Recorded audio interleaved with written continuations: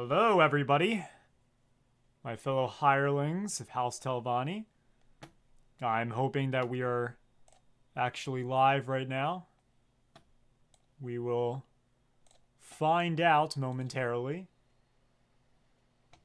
if this is working as expected. With my stupid ass hood. Alright, looks like we're live. And indeed, we are live. Let's go. That is an ad. Alright. Hello, my fellow hirelings of House Telvanni. It has been a minute since I have done my previous since I have done my previous live stream. I got a haircut and everything. It's been that long. Yep. I'm live. All right. So, this is going to be another, well, all my streams are going to be pretty, hopefully you can't hear the dog barking outside. So this is going to be another laid back live stream where I'm going to be finished. I don't know if you can hear that dog bark, but it's annoying me now. We are going to be finishing the 36 lessons of Vivec. Master, can you make a video about the Sijic order? Yeah, can you do that? Can you make the video? Do it. Go to work on it right now. Go. No, go. Go. Go make it. Make the fucking video! I would like to apologize. He's not really being that receptive right now. I would like to apologize. This is very unprofessional. Go! You lazy, sociopathic motherfucker. Okay. But yeah, maybe I'll make a video on the Sijic order. We'll see. I have a backlog of like a shit ton of other videos that I'm making, so it will ultimately depend. So yeah.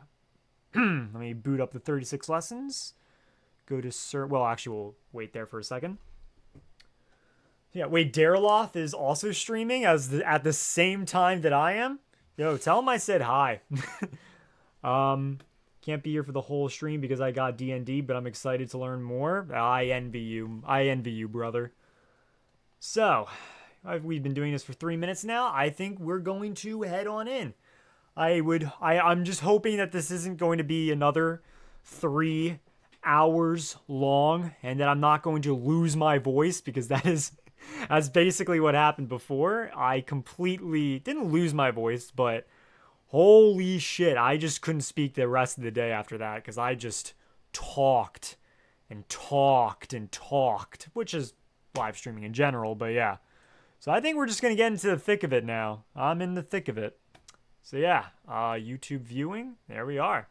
And that's a Progressive ad. I wish we were sponsored by Progressive. I think what I'm going to do is I'm actually going to read it, not actually on the monitor here where it's on, but here where I can see the stream. So I think what we're going to do first is we're going to do a recap, or a recap for me, because it has been like 2 weeks or something. It's been about 2 weeks, and I haven't read any other stuff. Like whenever I did it live, that was the last time I read it. So yeah, we're gonna need to do a recap. Had a funny thought from Marwin. The Nerevarine is a Nord who sees Azura and Ysmir Wolfhearth agree in their dreams over who gets the Nerevarine's allegiance. You want to know something? I'm working on a video right now. Just told him Dariloth says hi back. Aw, hey Dariloth. We're gonna get so fucked up and confused here. But yeah. But going back to Zim the Despot, I'm working on a video now about why playing a red guard in Skyrim is actually like perfect from a lore perspective, based on the mentality of a red guard and their religious and philosophical beliefs and stuff like that, political beliefs and stuff like that. And I also had the idea for a Nord, making like another video which will happen way later on, but like why playing a Nord in Morrowind is absolutely perfect.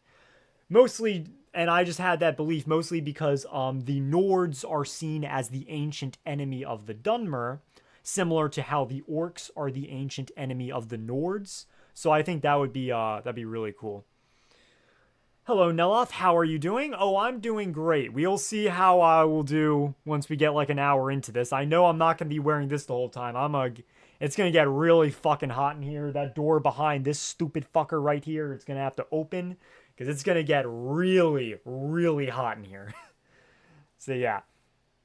So I think what we're gonna do first is we are going to recap on exactly what we have read so far so I can make sure I know where I'm going whenever I start on episode 18. Daraloth says he needs help with Sermon 1, lol, for Sotha Seal video he's working on. Doesn't know if he was serious or not. Who knows? Well, I have the whole previous live stream that he can look at. I'll recap it here, so for me, because I don't really remember all that well. So yeah, I'll answer this one. Too bad red guards suck. Red guards are way cooler than you think, my guy. The lore behind red guards is absolutely phenomenal because you know how like there's Kalpas, like there's a previous there's the Elder Scrolls takes place in a current Kalpa, the current world. Well, the red guards are actually from the previous Kalpa. They survived the wrath of Alduin, also known as Satakal. I don't know why I'm here. They survived the wrath of Satakal or Alduin and were able to jump to the next Kalpa. So Redguard, and that's just a piece of Redguard lore right there. The fact that they survived the fucking end of the world.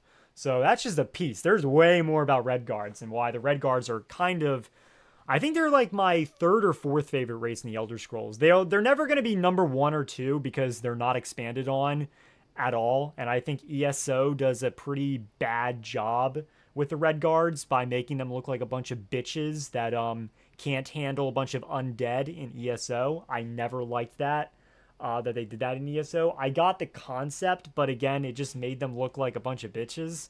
So I didn't like ESO's portrayal of the Red Guards, but everything else, like in lore that you read in depth, I think is phenomenal. And I really do need to play the Elder Scrolls Redguard. I have it on Steam.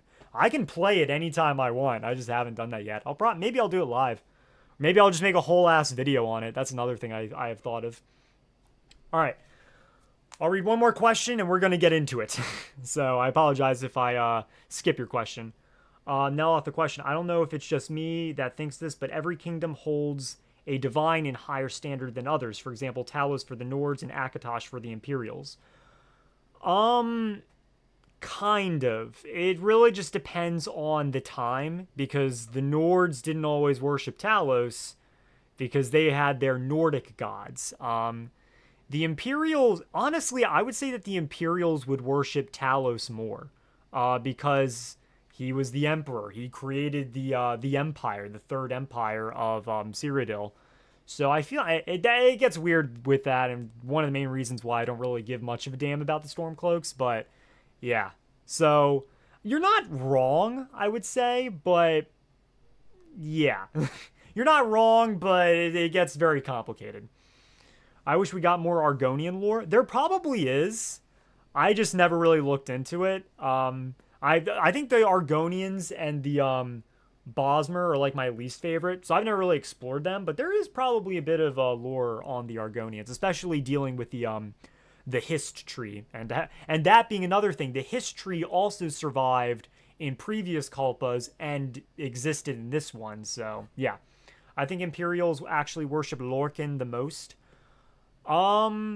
Yes, I would say, yeah, I would say so. I think they're the only ones that would actually worship Lorcan as Lorcan, or maybe they would worship him as Shazar. Or maybe I'm thinking of the Bretons. Nords, I think, would worship Lorcan the most, but as Shor, but, you know. Anyways, we are going to get into it. God, I need this. I haven't drank water in quite a bit.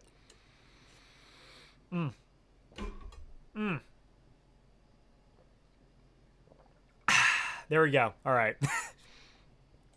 So yeah, let us recap on some of this stuff. So basically, Sermon 1 deals with the birth of Vivec and how he came from the Netchman's wife. He was born from the Netchman's wife, but also himself. I don't remember exactly the details behind that, but yeah. Sermon 2. Fuck. Trying to remember this is actually like incredibly difficult. I know that it's gearing up for the Battle of Red Mountain. I think that's what this is all like leading towards. Vivec went like on his own little excursion until he was on a caravan with Indoril Nerevar, and then he made his way to Sothasil and Am. He had some fraternization with Molag Bal. There's this. These were the days of Resdania, when the gods of Veloth would retreat unto their own to mold the cosmos. The ruling king, and this is what... Who said this? I'm the Sharmat... Oh, wait, no, this is obviously Dagoth-Ur. This is Nerevar and Vivec having a conversation together. You know what? I think we're just going to read it from Sermon 18, and we are going to continue. I hope that I'll remember everything else dealing with before Sermon 18. Because if not, this is going to get far more confusing than I was expecting. But yeah, anyways, hang on a second. Let me move this here, and we move this here. There we go. So we can have a... read it best, and I don't know why there's an ad. Discover the benefits of having a private tutor. Go fuck yourself. Anyways, yeah. So we are going to be reading Sermon 18. I think I read it in the last live stream, but again, I've forgotten a lot of stuff, so let us read it now. Now Vivec felt that he had taught the Hortator, Nerevar, as much as he could before the war with the Dwemer came. The war... I'm assuming that's the Battle of Red... Well, no. Not the Battle of Red Mountain, but a war with the Dwemer. Okay. The warrior poet decided he had to begin his Book of Hours at that point, because the world was about to bend with its age. Vivec entered Mournhold, and announced to Am that he was going to fight 9 monsters that had escaped the Muatra. Muatra meaning... Okay, I think this deals with, the birth between Vivec and Molag Bal.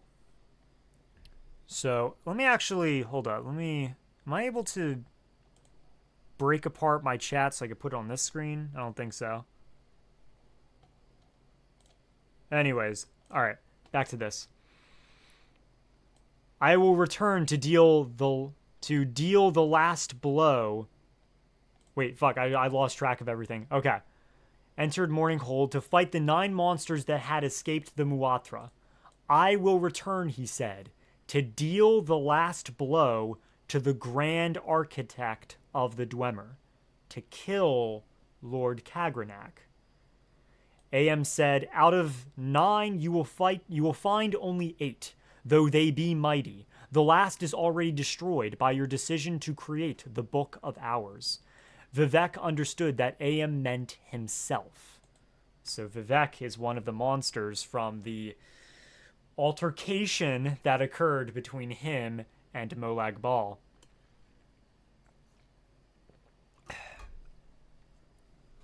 His doubt made him the sword of the Triune, and so he did not feel shame or fear.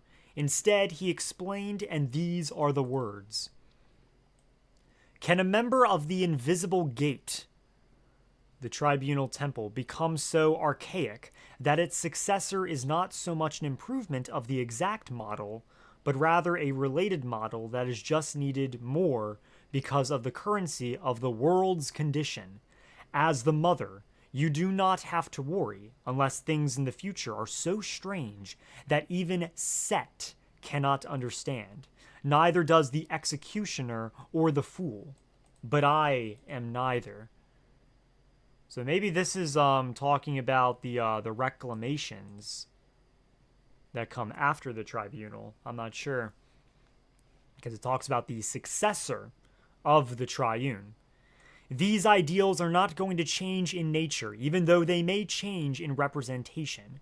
But even in the West, the Rainmaker vanishes. Shazar, no one needs him anymore. So that's dealing with Lorcan. In the West, Lorcan is gone. No one needs him. He is a dead god. Excuse me. Can one oust the model not because the model is set according to an ideal, but because it is tied to an ever-changing agenda? Okay. This is what was said to Am when Vivec was whole. The wise shall not mistake this. Am said, "This is why you were born of a Netchman's wife and destined to merge with the simulacrum of your mother." His mother, the Netchman's wife, was placed into a dwarven construct, basically, where he was incubated, which is kind of fucked up when you think about it. Gilled and blended in all the arts of the star-wounded east of Red Mountain, under water and in fire and in metal and in ash, 6 times the wise, to become the union of male and female, the magic hermaphrodite, the martial axiom, the sex death of language, and unique in all the middle world. Star-wounded east, what's that? Red Mountain, wait, well, I already knew that, but there's another thing. Yeah, 6 times the wise. Okay, this deals with the 8th sermon. Not exactly sure what of, but okay.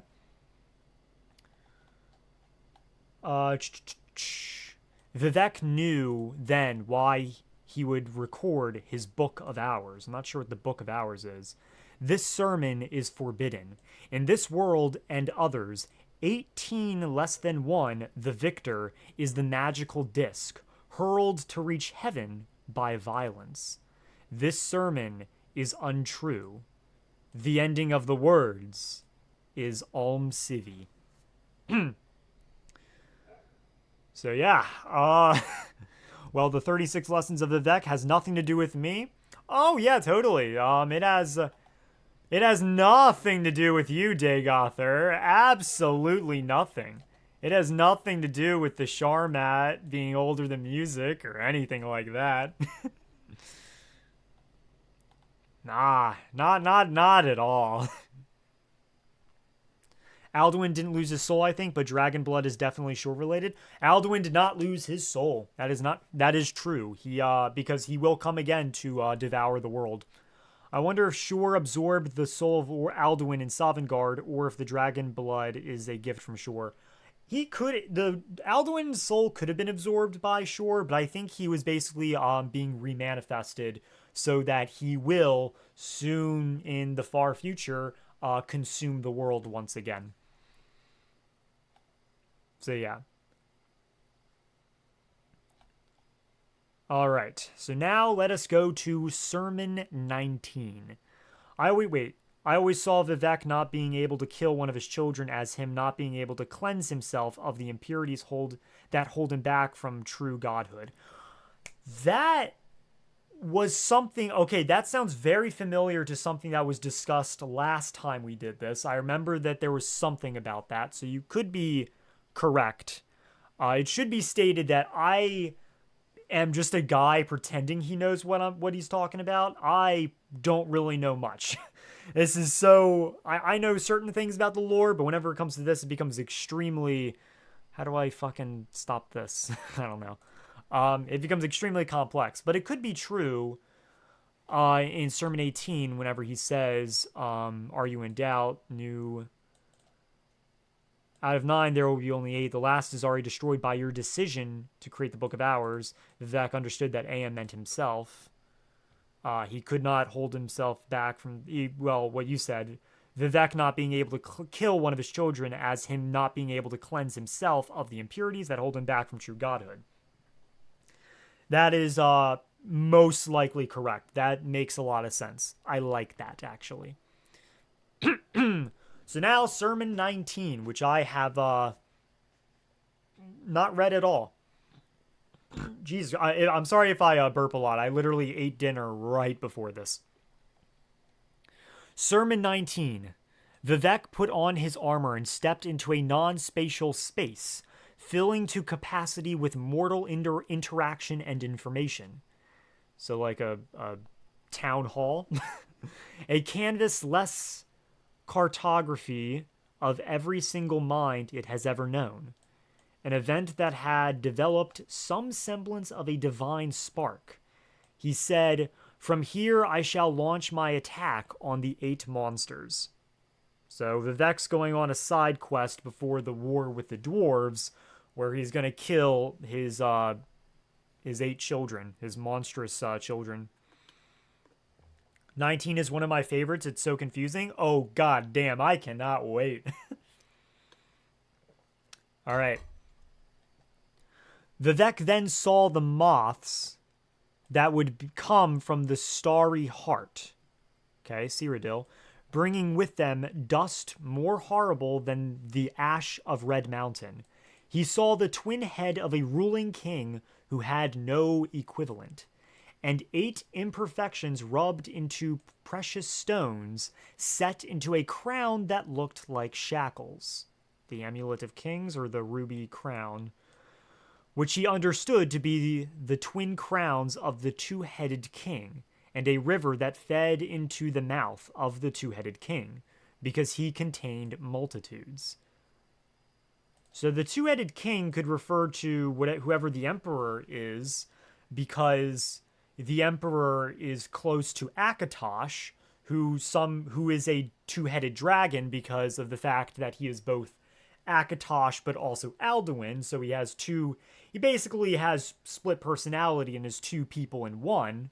So that could be why. Or 2-headed king could just literally refer to Alduin Akatosh himself. But it probably refers to a king that is like devoted to him, the Emperor of Cyrodiil, because it says the Starry Heart, which is showing Cyrodiil, 8 imperfections that rubbed. Oh, 8 imperfections, the 8 divines. Okay, so yeah, this is actually talking about Akatosh, I would say. 8 imperfections rubbed into precious stones. So talking about the 8 divines. Okay. That possibly makes sense. Maybe. Vivec then built the provisional house at the center of the secret door. From here, he could watch an age to come, the 3rd era, of the house is written. So this is the House of Troubles. The provisional house is probably Kim and or the God place from Vivec's in-game dialogue. Okay. Question, but where in the timeline does the dragons ruling the world, like, is that before everything except for the trick of Lorcan? So the dragons existed, God, I'm so pale in here. Maybe I don't really need that, yeah. So the dragons always existed. Honestly, whenever it comes to the dragons, it is kind of confusing. They were there at the dawn of the world. So they were there in the Merethic era. They were there probably before. They were there when time began, because dragons ruled the world when time began. So, yeah. Let me reread your question. But where in the timeline does the dragons ruling the world, like, is that before everything except for the trick or Lorcan? It might have been before Lorcan, actually. Before Lorcan created the world. The dawn of time, literally, yeah. So yeah, I would say it's then. The dragon cult he's thinking about in Skyrim is post-Atmora migration. Oh, if you're speaking about the dragon cult specifically, then that would still be before the 1st era, I would say. Or maybe... Wait, what are the eras? I need to look this up real quick, because I'm forgetting my eras. Elder Scrolls eras. This is very off topic, but I need to know now. Timeline. So there is, because I'm stupid. So there's the Dawn era, there's the Merethic era, and then the 1st era. So humans, okay, so the Merethic era is all about the Mer. But I would say it would be like late Or maybe it was, I would say it would be still during the Merethic era, I would say. I would say it would still be during then, because the first era is whenever, you know, you already have all the humans and everything. Yeah, Daggerfall defeats the Akaviri, Daggerfall being all the Bretons and shit. Harold is born, so yeah, it would definitely be before that. Aldmer, Sales, something, do Trinimac, Tyr tears out Lorcan's heart, and that's with the Atmorans, so that would be... Oh, this is Dawn era, actually. So... Huh.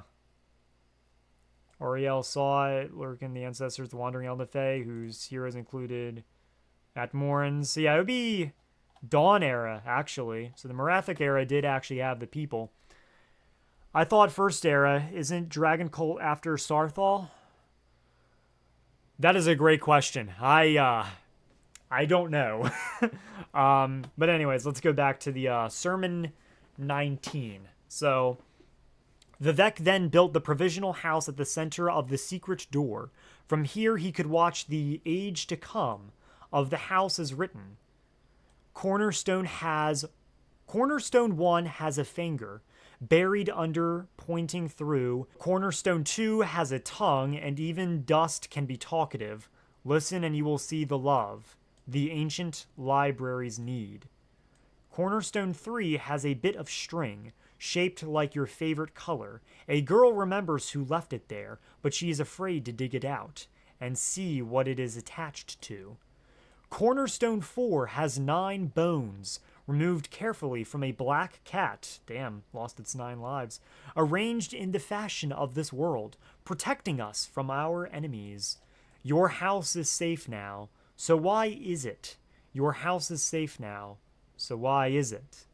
The ending of the words is ALMSIVI. So yeah, I think this is describing each of the 4 corners of the house, but I have no idea which it's referring to exactly. But yeah, that is the point of Sermon 19, to basically describe them.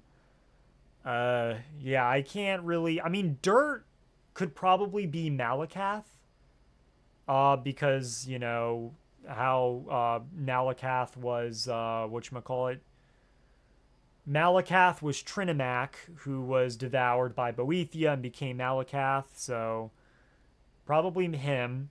Cornerstone 2 has a tongue, and even dust can be talkative. Listen, and you will see... Yeah, I have no idea who that could be. Maybe Molag Ball? Cornerstone 3 has a bit of string, shaped like your favorite color. That's probably Sheogorath, maybe? Cornerstone 4 has 9 bones. That just seems like it's Mehrunes Dagon by default, but I don't really know. So, yeah. Anyways, let us go to Sermon 20. The first monster was actually 2, having been born twice, like his mother-father Vivec. Vivec being born twice. He was not the mightiest of the 8 to escape Muatra, but his actions were the most worrisome. He was known as Moon Axle, and he harvested the leftovers foibles of nature. This he did twice, as he was said, and the second harvest always brought ruin or unwritten law. His aspect was faceted like a polyhedron. No perils are mentioned in the finding of Moonaxle, but it was known that he was immune to spears, so Vivec had to use the sword not held against him. Before he took issue with the monster, the warrior poet asked, "How come you to be immune to spears?" To which Moonaxle replied, "Mine is a dual nature and protein." Okay, so he works out. I am in fact made of many straight lines, though none last too long. In this way, I have learned to ignore all true segments. So the sword not held is an artifact of the tribunal god Vivec. The sword not held is curved, bright, silver longsword that, as the name implied, was not grasped when used in combat, which, as we can see from all of the art, so this sword right here is literally called the sword not held. So I wonder if this creature is the Ruddy Man. We'll find out. Spoilers, spoilers. But yeah. Luckily, the sword not held was curved, therefore could cut into Moon Axel, and before the sun was up, he was bleeding from many wounds. Vivec did not slay him outright, for to do so would keep him to keep the foibles of nature within him, and not back where they belonged. Soon Vivec had traced geography right again, and Moon Axel was ready to be slain. Bring it on. Bring it on, man. I'm ready. Vivec rose up in his giant form, to be terrible to look upon. He reached into the west and pulled out a crayon, holding it like a horn. He reached east and ate a handful of Nyx hounds. Damn, that's based. Blowing their spirit through the canyon made a terrible wail, not unlike an unsolved woman. The fuck? He said, what the fuck? Let this overtake you. And Moon Axel was overtaken by the curvatures of stolen souls. They wrapped around the monster like resin, until finally he could not move, nor could his dual nature. Vivec said, now you are solved, and pierced his child with Muatra. Moon Axel had been reduced to something static, and therefore shattered. The lines of Moon Axel were collected by Valathi philosophers and taken into caves. There, and for a year, Vivec taught the philosophers how to turn the lines of his sun into the spokes of mystery wheels. This was the birth of the first whirling school. Before, there had only been the surface thought of fire. Vivec looked at the first wheeling student and observed. Alike the egg-layered universe is this morbid possession of three distant coverage, soul-wrecked and alive, like my name is alive. In this cloister you have discovered one walking path, hilled like a sword, but more coarsened. So edged it is that it has to be whispered to keep the tongue from bleeding, where its signs evacuate their former meanings, like empires that tarry too long. The sword is estrangement from statesmanship. Look on the estimable lines of my son, now crafted star-wise, his every limb equidistant from the center. Is he solved because I will it so? There cannot be a second stage. Think on the theory that my existence promulgates the 5 elements, and alike the egg-layered universe, I am cause for great density. Here is a thought that can break the wagon's axle. Here is another that can soar. The ending of the words is ALMSIVI. A lot of skooma was involved in the sermons. Hell yeah, brother. Hell yeah. A crayon, lol. Yeah, what the fuck? My thing is like, what was the part that he was talking about? Yeah. Blowing their spirits through the canyon made a terrible wail, not unlike an unsolved woman. What the fuck? The hell does that mean? So yeah, I really don't know. He killed his son. He slew his first monster, and I can't take off this shirt. There we go. It's getting hot now. At some point, I'm going to have to take off my jeans and put some shorts on. New Whirling School is also a website with interpretations of the 36 lessons. The Memosphere channel guy runs the website. Interesting. I actually subscribed to him after my previous live stream. I haven't watched any of his videos. Well, I watched I'd say like the first like 10-20 minutes of the first episode, talking about sermon 0 or 1, probably 1. But yeah. Elder Scrolls lore is such an acid trip. Hell yeah. But you have to take everything more metaphorical than literal. That's what I've been given to learning whenever it comes to the Remonada, when it comes to this, when it comes to Boethia and Trinamac and all that. Sermon 21. 21 being a very important number in a lot of religions, I believe. So, yeah, 21. Okay, before we actually do begin, I feel like this is going to be important. Maybe I'm wrong, because the number 21 is important, and I only know this because fucking Assassin's Creed 21. I feel like that, or maybe I'm wrong. I remember whatchamacallit, there was a scene in Brotherhood where Sean mentions it. Sean mentions 21, or maybe I'm wrong. No, it was 72. Never mind. I'm talking out of my ass, actually. I have no idea what I'm talking about. Okay, yeah, that was 72, actually. Never mind. Sermon 21. The Scripture of the Wheel First. The spokes are the 8 components of chaos.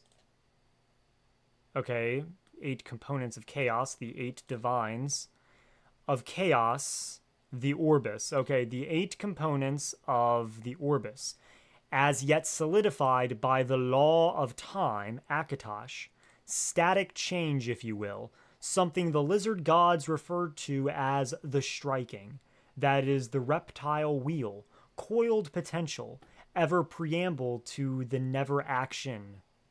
Okay? Second, they are the lent bones of the Aedra, the 8 gift limbs of Sithis, the wet earth of the new star, our home. Outside them is the orbis, and not within. Like most things inexplicable, it is a circle. Circles are confused serpents. Ooh, this. Oh shit! This deals with Redguard shit. I know about this stuff from the research I've been doing on my video. Circles are confused serpents. This deals with Sep, basically the Yokuden interpretation of Lorcan.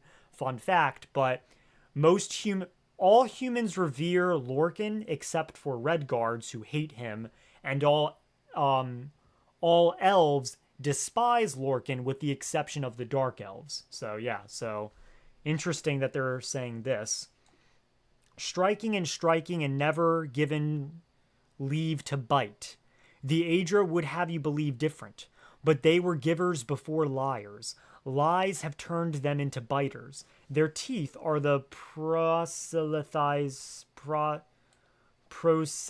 okay, they're this thing. They are the blank to convert is to a place oneself in the mouth of falsehood. Even to God damn, I do not know words. Even to propitate is to be swallowed. Third, the enlightened are those uneaten by the world. So the world skin. Those that are uneaten by Alduin. Fourth, the spaces between the gift limbs, planes of existence, so the different planes of the orbis. Number 16, the signal shapes of the demon princedoms, the Daedric princes. There's 16 Daedric princes. It is the key and the lock, Ceres and Manticore. But they don't know about Ithelia, who was added into fucking ESO. The one thing about ESO I really didn't like. Though she got eviscerated from existence from Hermaeus Mora, so, you know. So this is all about ascending from mortality. That's the impression that I get from all of this. It is basically, again, because it also talks about ascend, pierce heaven through violence or something. It says, I forget exactly where, but it says that it's like a common theme in all of this. I can't find it. But yeah, that does appear to be a theme, but I can't find it anymore. It was here. No, it was in here. Okay, yeah, to heaven by violence. So yeah, the idea of like heaven by violence, ascending mortality is a very common theme in this. All right. Uh, okay, fifth. Look at the majesty sideways, and all you see is the tower, the towers of Nirn, which our ancestors, the Aldmer, made idols from. Look at its center, Mundus, and all you see is the begotten whole. Sep, or Lorcan, womb ready for the right reaching, exact and without enchantment. Sixth, the heart of the second serpent holds the secret triangular gate. Seventh, look at the secret triangular gate sideways, and you see the secret tower. Eighth, the secret tower within the tower is the shape of the only name of God, I.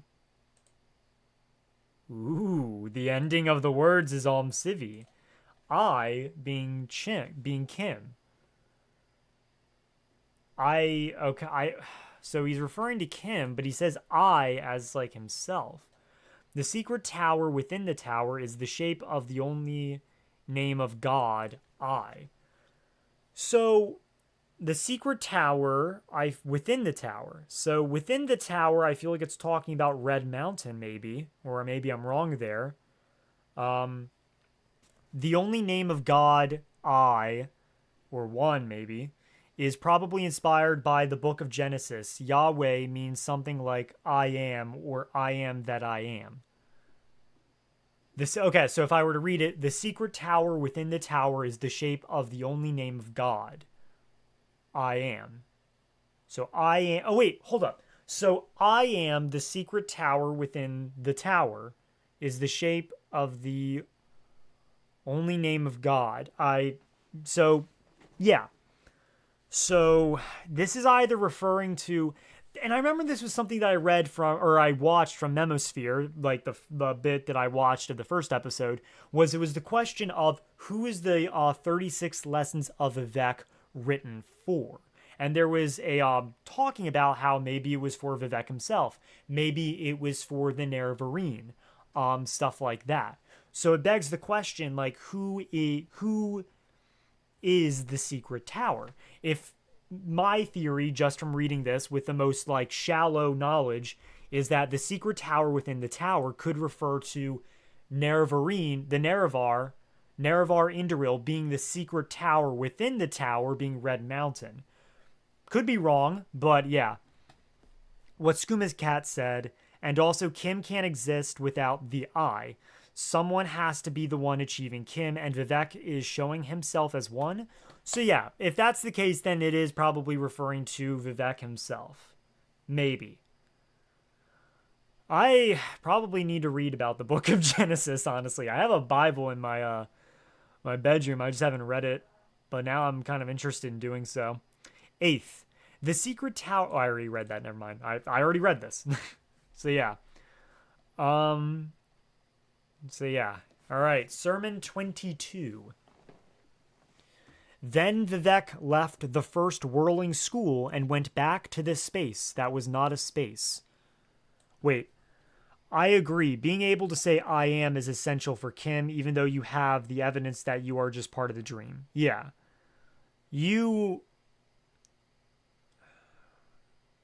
God, I have to like decipher so much shit, but oh god, I need to hold up. I need to read up on Kim well, maybe I should do it after this live stream, but fuck it, my live stream. I can do what I want.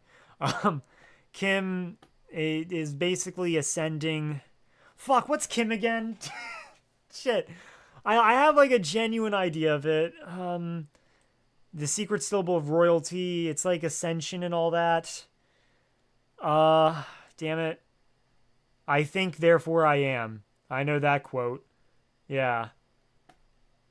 Damn it, I feel like I've forgotten what Kim is. Kim is basically a Descartes on LSD, lol. God, yeah, I don't know if... Ah, it feels like Vivek is talking about himself, probably himself, yeah, but more broadly talking about how one attains godhood slash Kim through ultimate self discovery and self power. So yeah, ultimate self discovery and basically learning all experiences and stuff like that.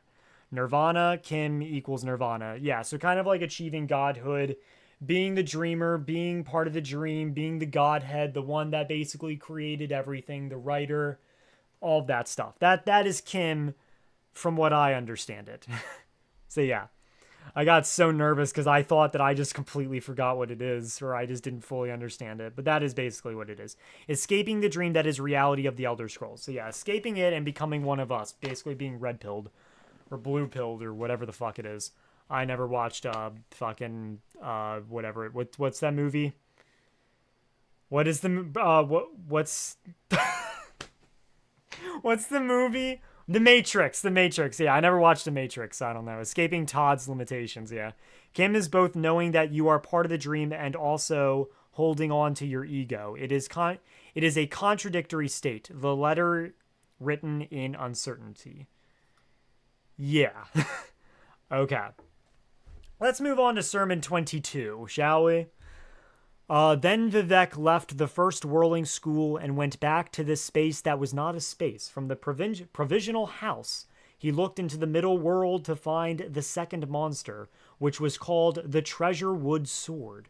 Within years of the pomegranate banquet, it had become a lessening tune to the lower Valathi houses. They preached of its power. Lower Valathi houses. So there's the great houses, but the houses that are lower than this. So, House Halalu in the Fourth Era. Ayo! Anyways. The Treasure Wood Sword, Splinter Scintilla of the High and Glorious. He who wields it becomes self-known. So that's his power. The warrior poet appeared as a visitation in the ancestor alcove of House Mora. House Mora being a minor political house that was later absorbed into House Hlalu. Interesting. I always just think Hermaeus Mora, but so House Mora doesn't specifically refer to Hermaeus Mora, but yeah, so it doesn't specifically. He explains that the prince of House Mora was fond of Vivec. So yeah, it has nothing to do with Hermaeus Mora, but that's probably where Tel Mora comes from, the Telvanni settlement. Kim is realizing that there aren't actually 7,000 steps, yeah. I'll never forget, Todd Howard made such a big talk about how, I actually counted the steps. It's like, no, you didn't. Mora means forest / woods. Yeah, I remember it was like a translation of something. It's like so Hermaeus Mora is basically the woodland man or something like that, the forest dude. So yeah. The warrior poet appeared as a visitation in the ancestor alcove of House Mora, whose rose-worn prince of garlands was a hero against the northern demons. I should probably lean back in my chair, be more relaxed. Against the northern demons, being the Nords, Vivec congregated with the bones. He said, a scavenger cannot acquire a silk sash and expect to discover the greater systems of its predecessor. Perfect happiness is embraced only by the weeping. Give me back, and do so freely, what is barren of my marriage, and I will not erase you from the thought realm of God. Your line has a notable enchantress that my sister Aam is fond of, and from her murky wisdom alone do I condescend to ask. A bone walker emerged from a wall. It had 3 precious stones set in its lower jaw, a magical practice of old. One was opal, the color of opal. Okay, thanks for describing it that way. That made thanks for that. The Bone Walker bowed to the Prince of the Middle Air and said, the Treasure Wood Sword will not leave our house. Bargains were made with the black hands of Mafala. the greater shade. Vivec kissed the first precious stone and said, Animal picture, the rude walker, go back to the lamp that stays lit in water and store no more messages of useless noise. Down. He kissed the second precious stone and said, Proud residue, soon dispersed, serve no guarantees made in my fore-image, and demand nothing of its underskin. I am master evermore. Down. He kissed the opal and said, Down I take thee. So I feel like these 3 opal stones might be referring to the 3 good Daedra, but I'm not entirely sure there. Could be wrong. Could be. And then Vivec withdrew into the hidden places and found the darkest mothers of the Morag Tong, taking them all to wife and filling them with undusted loyalty that's tasted of summer salt. They became as black queens, screaming live with 100 murderous sons, 1,000 murderous arms, and 100,000 murderous hands. One vast moving event of thrusting kill laughter in alleys, palaces, workshops, cities, and secret halls. Their movements among the holdings of the Rathim were as rippled endings, heaving between times, with all fates leading to swallowed knives, murder as moaning, God's holy erasure of wet death. The king of assassins presented to Vivec the treasure wood sword. My lord, the king of assassins said, the prince of House Mora is now fond of you as well. I placed him in the corner of Dagon. His eyes I set into a fire prayer for the wicked. His mouth I stuffed with birds. The ending of the words is ALMSIVI. How did I know this was going to be some sort of sex metaphor? Oh, because it's fucking Michael Kirkbride. Would you expect anything less from Michael motherfucking Kirkbride with his ejaculations and shit in the Remonada? Technically, good Daedra are the Aedra, no? The good Daedra are the, are Boethia, Mephala, and Azura. Those are the 3 good Daedra, at least from the perspective of the Dunmer. So yeah, it has a demonetization word. We can't do that. No, no, no. You might want to screen away from this part. I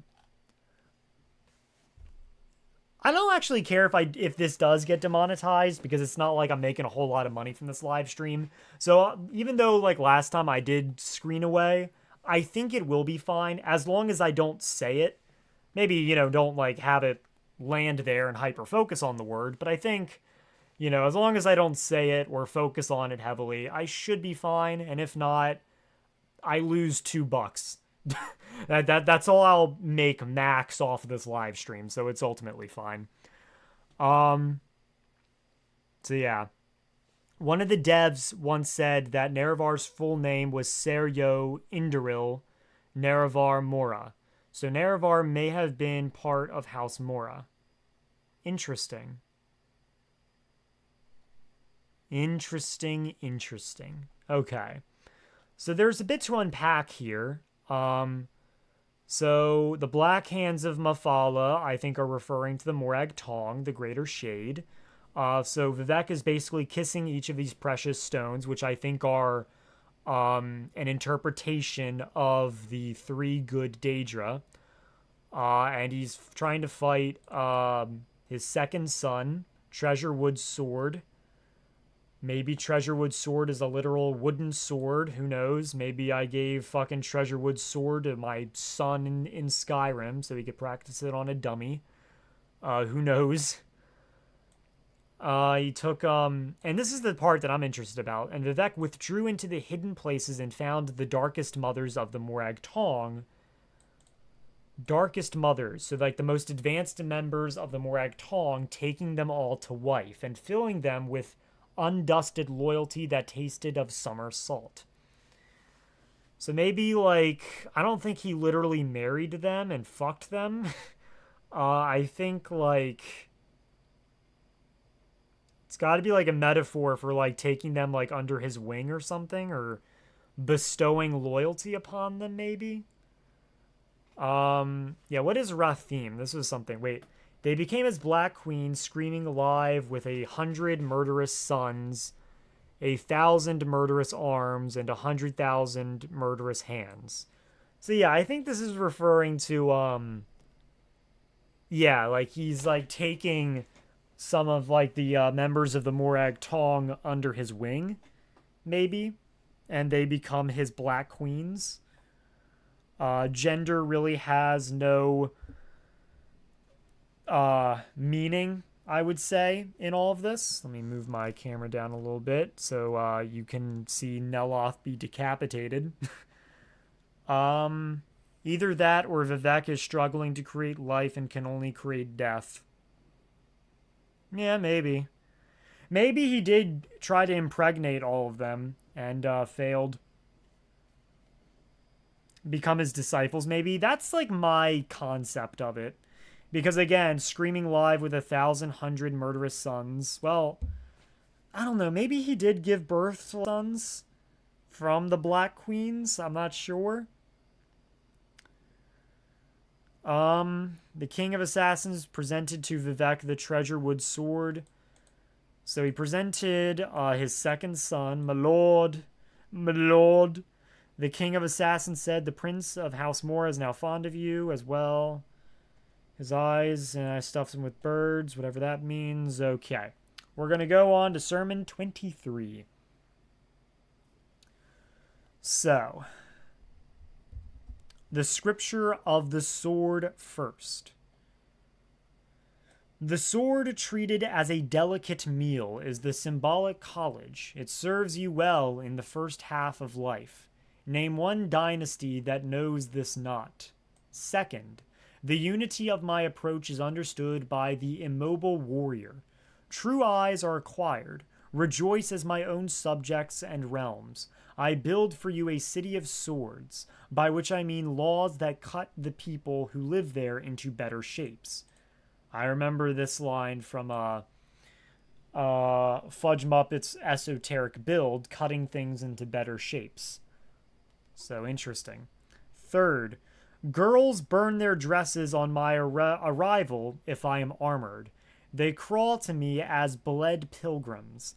Minor spirits die without trace. Follow me of all the ALMSIVI if you are to mark your days without killing. A Altadun, the third law of weaponry. So minor spirits die without a trace might refer to those minor spirits in Daggerfall that we never hear of anymore, that died and are just no more. Maybe. That's my interpretation of that. Yeah, I agree with Marcelo Lopes. This is Vivec taking control of the Morag Tong. Gotcha. Glad to see I was not off the mark there. Fourth, the immobile warrior is never fatigued.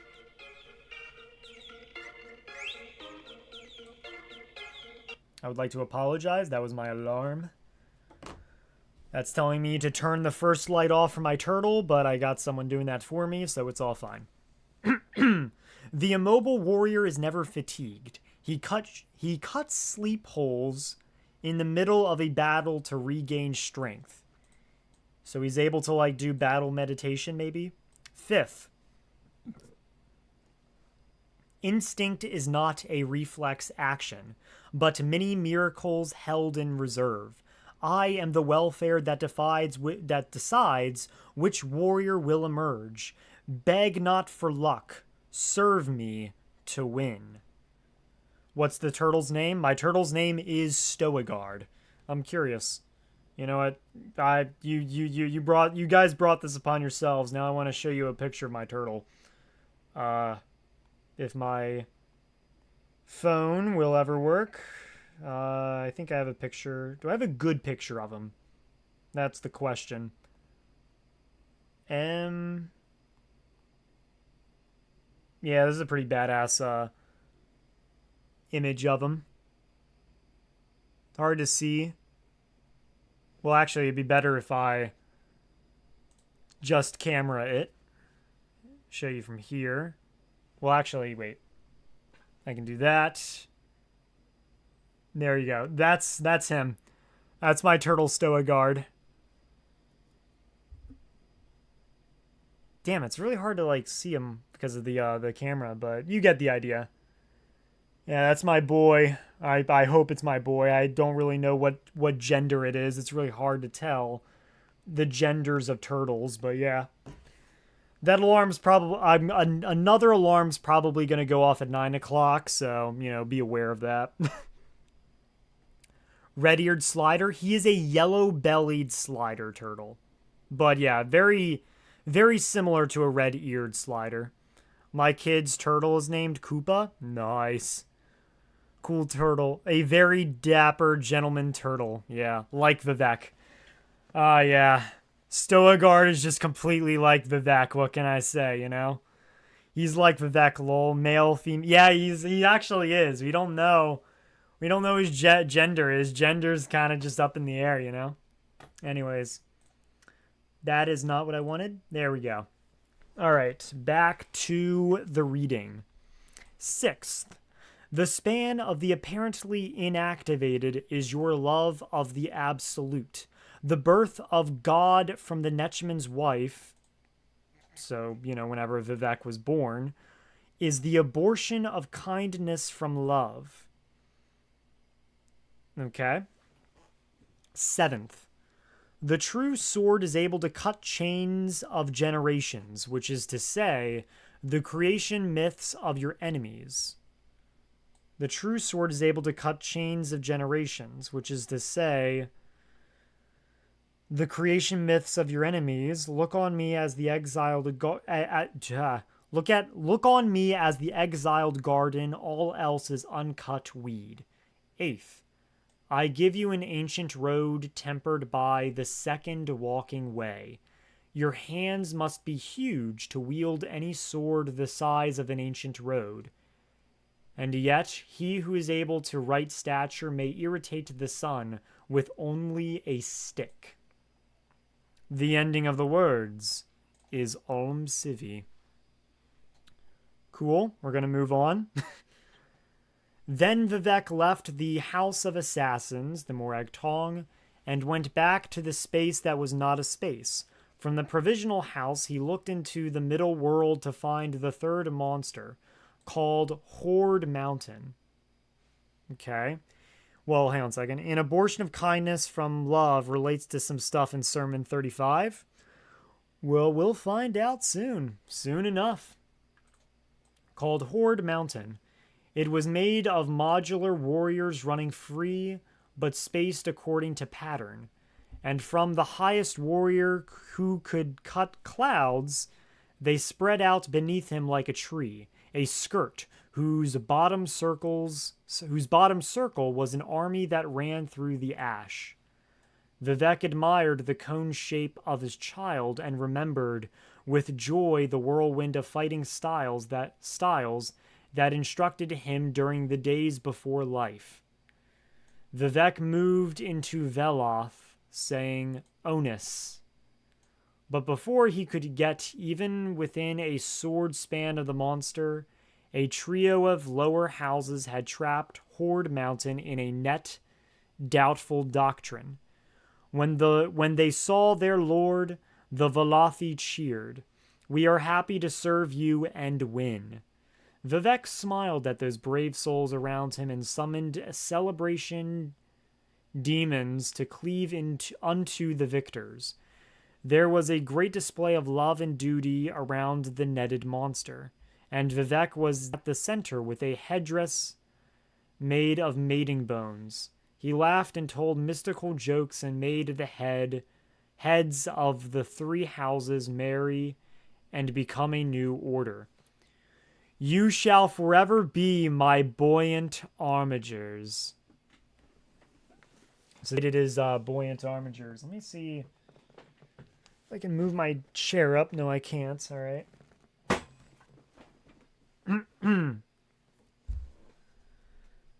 So these brave souls from these lesser houses that were able to aid Vivec in the in the capture, I should say, of Horde Mountain. You shall now forever be my buoyant armigers, he said. Then Vivec pierced Horde Mountain with Muathra, and made of it all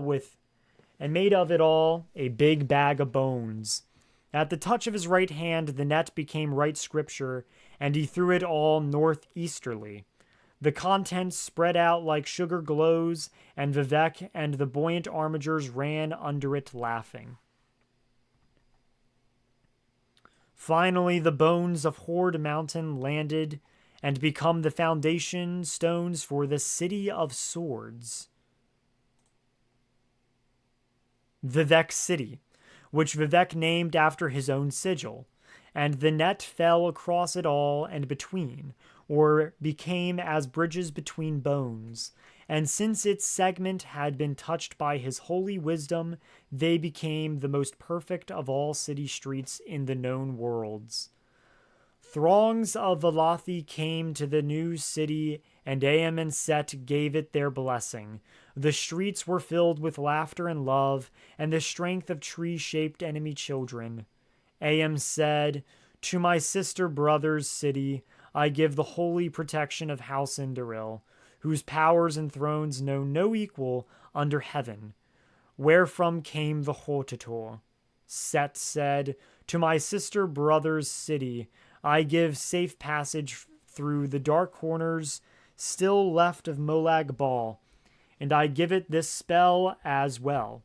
So Thasil, good job, which is my name to the mighty. It will protect the lost unless their flight is on purpose and fill all the roads and alleys with the mystery paths of civilization, and give the city a mind and make of it a conduit, the full concentrate of the ALMSIVI.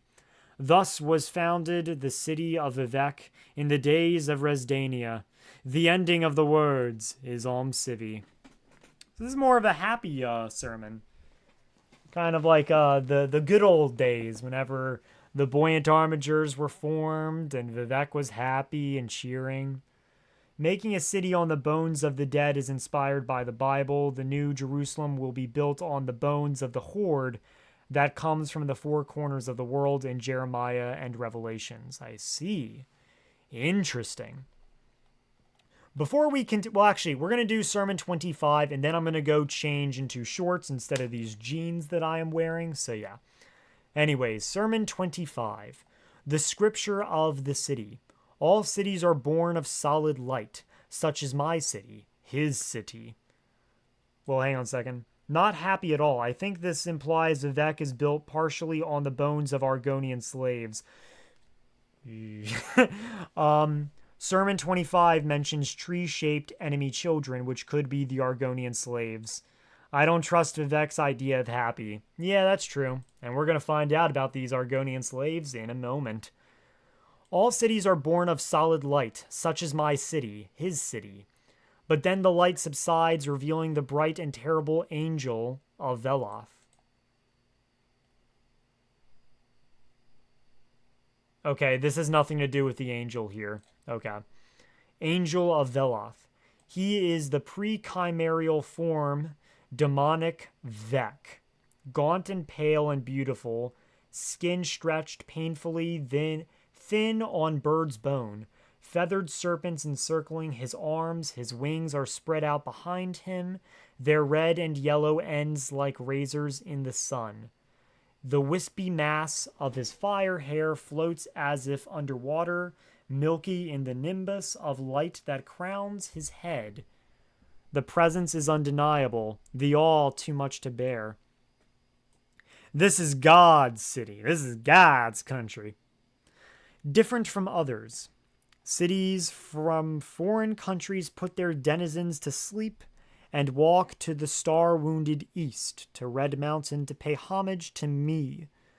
The capital of the northern men, Windhelm, crusty with eons ice, bows before Vivec the city, me it together. Self-thought streets rush through tunnel blood. I have rebuilt myself. Hyper-eyed signposts along the traffic arm. Soon to be an inner city. My body is crawling with all gathered to see me rising up like a monolithic instrument of pleasure. My spine is the main road to the city that I am. Countless transactions are taking place in veins and catwalks, and the roaming as they roam over and through and add to me. There are temples erected along the hollow of my skull, and I will never wear them as a crown. Walk across the lips of God. Whew, I'm getting a headache. Tree-shaped refers to how the Hist shape the Argonians with their sap. All right. Did we cover that already? We'll see. They add new doors to me, and I became effortlessly trans-immortal with the comings and goings and the stride heat of the market where I am traded for. Yell of the children hear them play. Scoffed at, amused, desired, paid for in native coin, new minted with my face on one side and my city body on the other. I stare with each new window. Soon I am a million-eyed insect dreaming. Red sparking war trumpets sound like cattle in ribcage of shuffling transit. The heretics are destroyed on the plaza knees. I flood over into the hills. Houses rising like a rash, and I never scratch. Cities are the antidotes to hunting.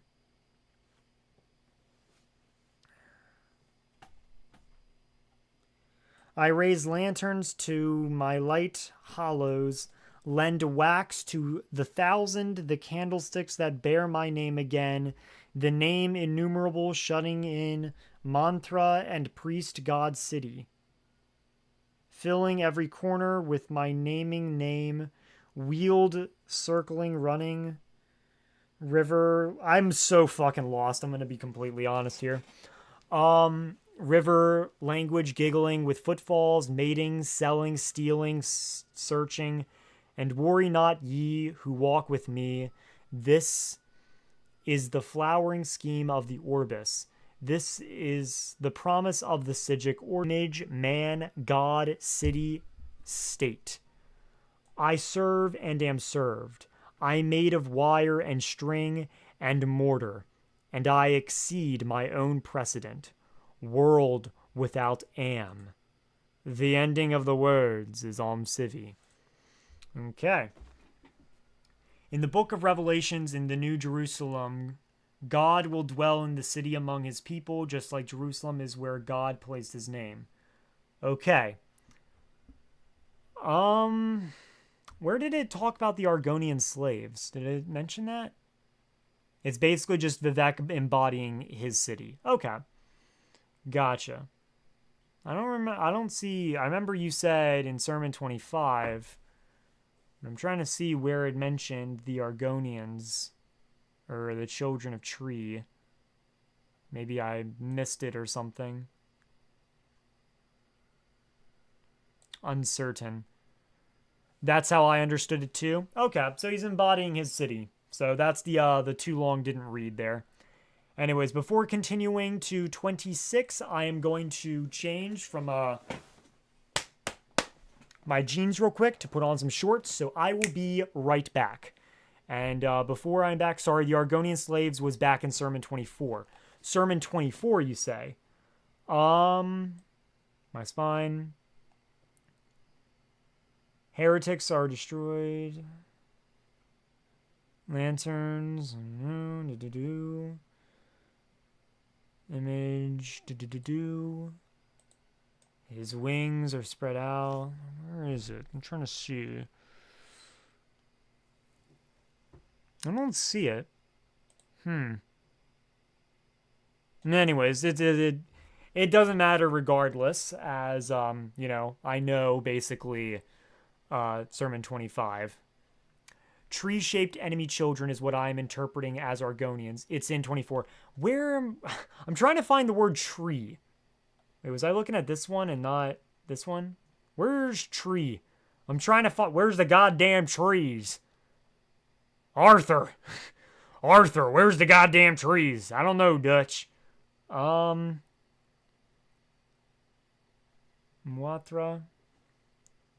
Do you know what line it's in? Oh, here we are. I see it. Tree-shaped enemy children. Throngs of Alothi came to the new city, and Am and Set gave it their blessing. The streets were filled with laughter and love, and the strength of tree-shaped enemy children. The strength of the slaves. That is... okay. I see it now. Anyways, let me get out of these things, and I will be back. And while we wait, you will be watched by Vivec. So, you know. Neloth, watch them, okay? You can do that for me. Watch ever so carefully them. You guys entertain Neloth. He gets very bored very easily. And when he's bored, he's violent. I do not want to die. So, I'll be back.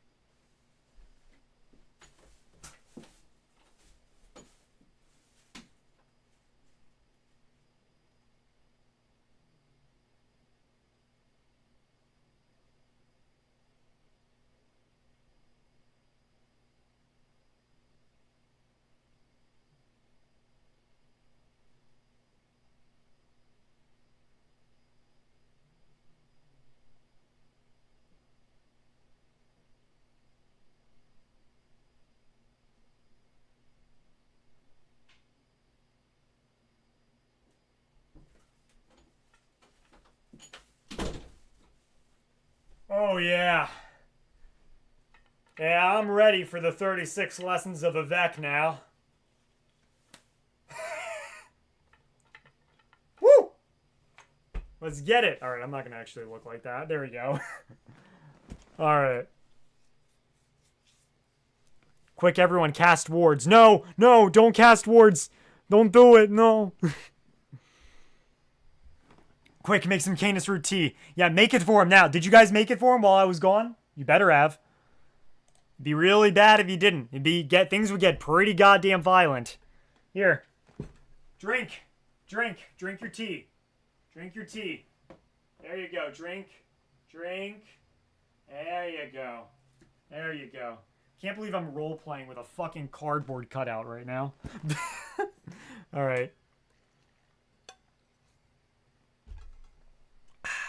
Anyways, 26. All right, we're at Sermon 26. Now we have 10 left. And then I can marinate on what the fuck I've been reading all this time. Then Vivec left. Let me move this a little bit. There we go. Then Vivec left his architectural rapture and went back to the space that was not a space. Okay, what's the space that was not a space? We've read on this like 6 times now. From the provisional house, he looked into the middle world to find the 4th monster called the Pocket Cabal. Interesting. The monster hid itself in the spell lists of the great Chimeri wizards of the extreme east. Oh shit! That's the Telvanni! Oh damn! We got the Telvanni in the 36 lessons. I think Sermon 26 is my favorite. Oh hell yeah! Did you hear about this, man? Did you know about this? Is Sermon 26 your favorite too? I bet it is. Oh hell yeah! Oh, I'm excited now. Oh, let's go. Oh, damn, and CVS over here is excited too. And Lumos with 100% fiber optic internet coming soon. Oh, I can't wait. And Amazon over here. Oh, it's gone. Oh, CVS is back. All right, cool. I'm glad CVS would sponsor this live stream. I was looking forward to that. All right, let's go. I'm excited now. Woo! The Telvanni are here. Let's go. Called the Pocket Cabal. The monster hid itself in the spell lists of the great chimera wizards of the extreme east, where Emperor parasols grow wild. Vivec disguised himself as a simple traveler, but radiated a tenuous sense fabric so that the wizards would seek him out. Of Muathra, he made a simple walking dwarf. Before long, the Invisible One was among the libraries of the East, feeding the essential words of the Pocket Cabal to his walking dwarf, and then running when the magic would fail. After a year or two of this thievery, Muathra was sick to its stomach, and the walking dwarf exploded near the slave pens of the wizard towers. The Pocket Cabal slipped itself into the mouths of the slaves and hid again. Vivec then watched as the slaves erupted into babble and breaking magic. They rattled their cages and sung out of half hymns that formed into forbidden and arcane knowledge. Litany fiends appeared and drank from excess. Grabbers, okay, from the adjacent plane came into the world sideways, the slave talking having disrupted the normal, non-cardinal points. So, of course, a giant bug well, obviously a big-ass bug had to appear, you know? Like, that just had to happen. So, of course, a big giant bug appeared with the greatest Eastern wizard inside it. He could see past Vivec's disguise and knew of the warrior poet's divinity, but he thought himself so powerful that he could talk harshly. See what you have wrought, silly triune. Columns of nonsense and litany fiends. I cannot believe how reason of temperance can be made whole again due to your eating. Consort with more demons, why don't you? And that being Molag Bal, his consort with him. Vivec stabbed the wizard through his soul. Yeah, fuck you. The giant bug harness fell on the slave cages and the slaves ran about free and reckless. Too reckless more with pregnant words, color bent into the earth. Vivec created a dome-head demon to contain it all. The Pocket Cabal is therefore interred here forever. Let this be a cursed land where sorcery is broken and maligned. Then he picked up Muathra by the beard and left the ghostly hemisphere of the dome-head demon. On its boundaries, Vivec placed a warning and a song of entrance that contained errors in it. With mock bones of half-dead Muathra, he created the tent poles of a fortress theory, and fatal languages were imprisoned for all time. Set appeared and looked on what his brother-sister had created.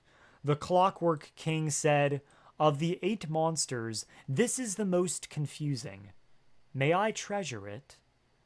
Vivec gave Set leave to do so, but told him never to release the Pocket Cabal into the middle world. He said, "I have hidden secrets in my travels here, and made a likeness of Muathra to ward against the unwise. Under this dome of the temporal myth is no longer man. The ending of the words is ALMSIVI."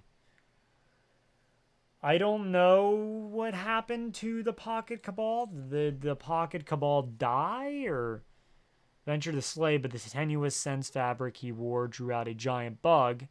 Inside, the insect was eventually destroyed, containing it in a head-dome demon.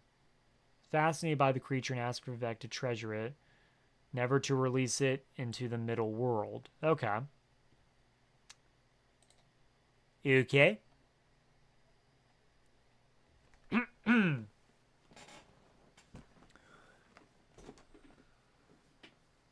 All right.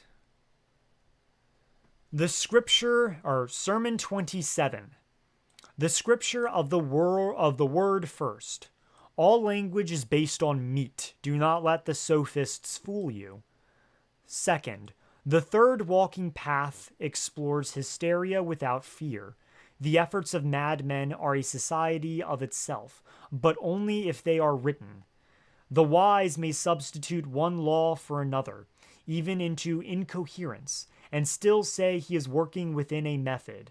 This is true of speech and extends to all scripture. Third, do not go to the realm of apology for absolution, beyond articulation. There is no fault. The adjacent place where the who the fuck are the grabbers?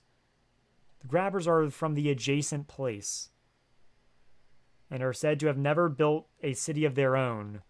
Tribunal teaches that the grabbers tried to conquer Vivec City at some point. The monsters were stopped by the god Vivec, who showed the grabbers the error of their false hope.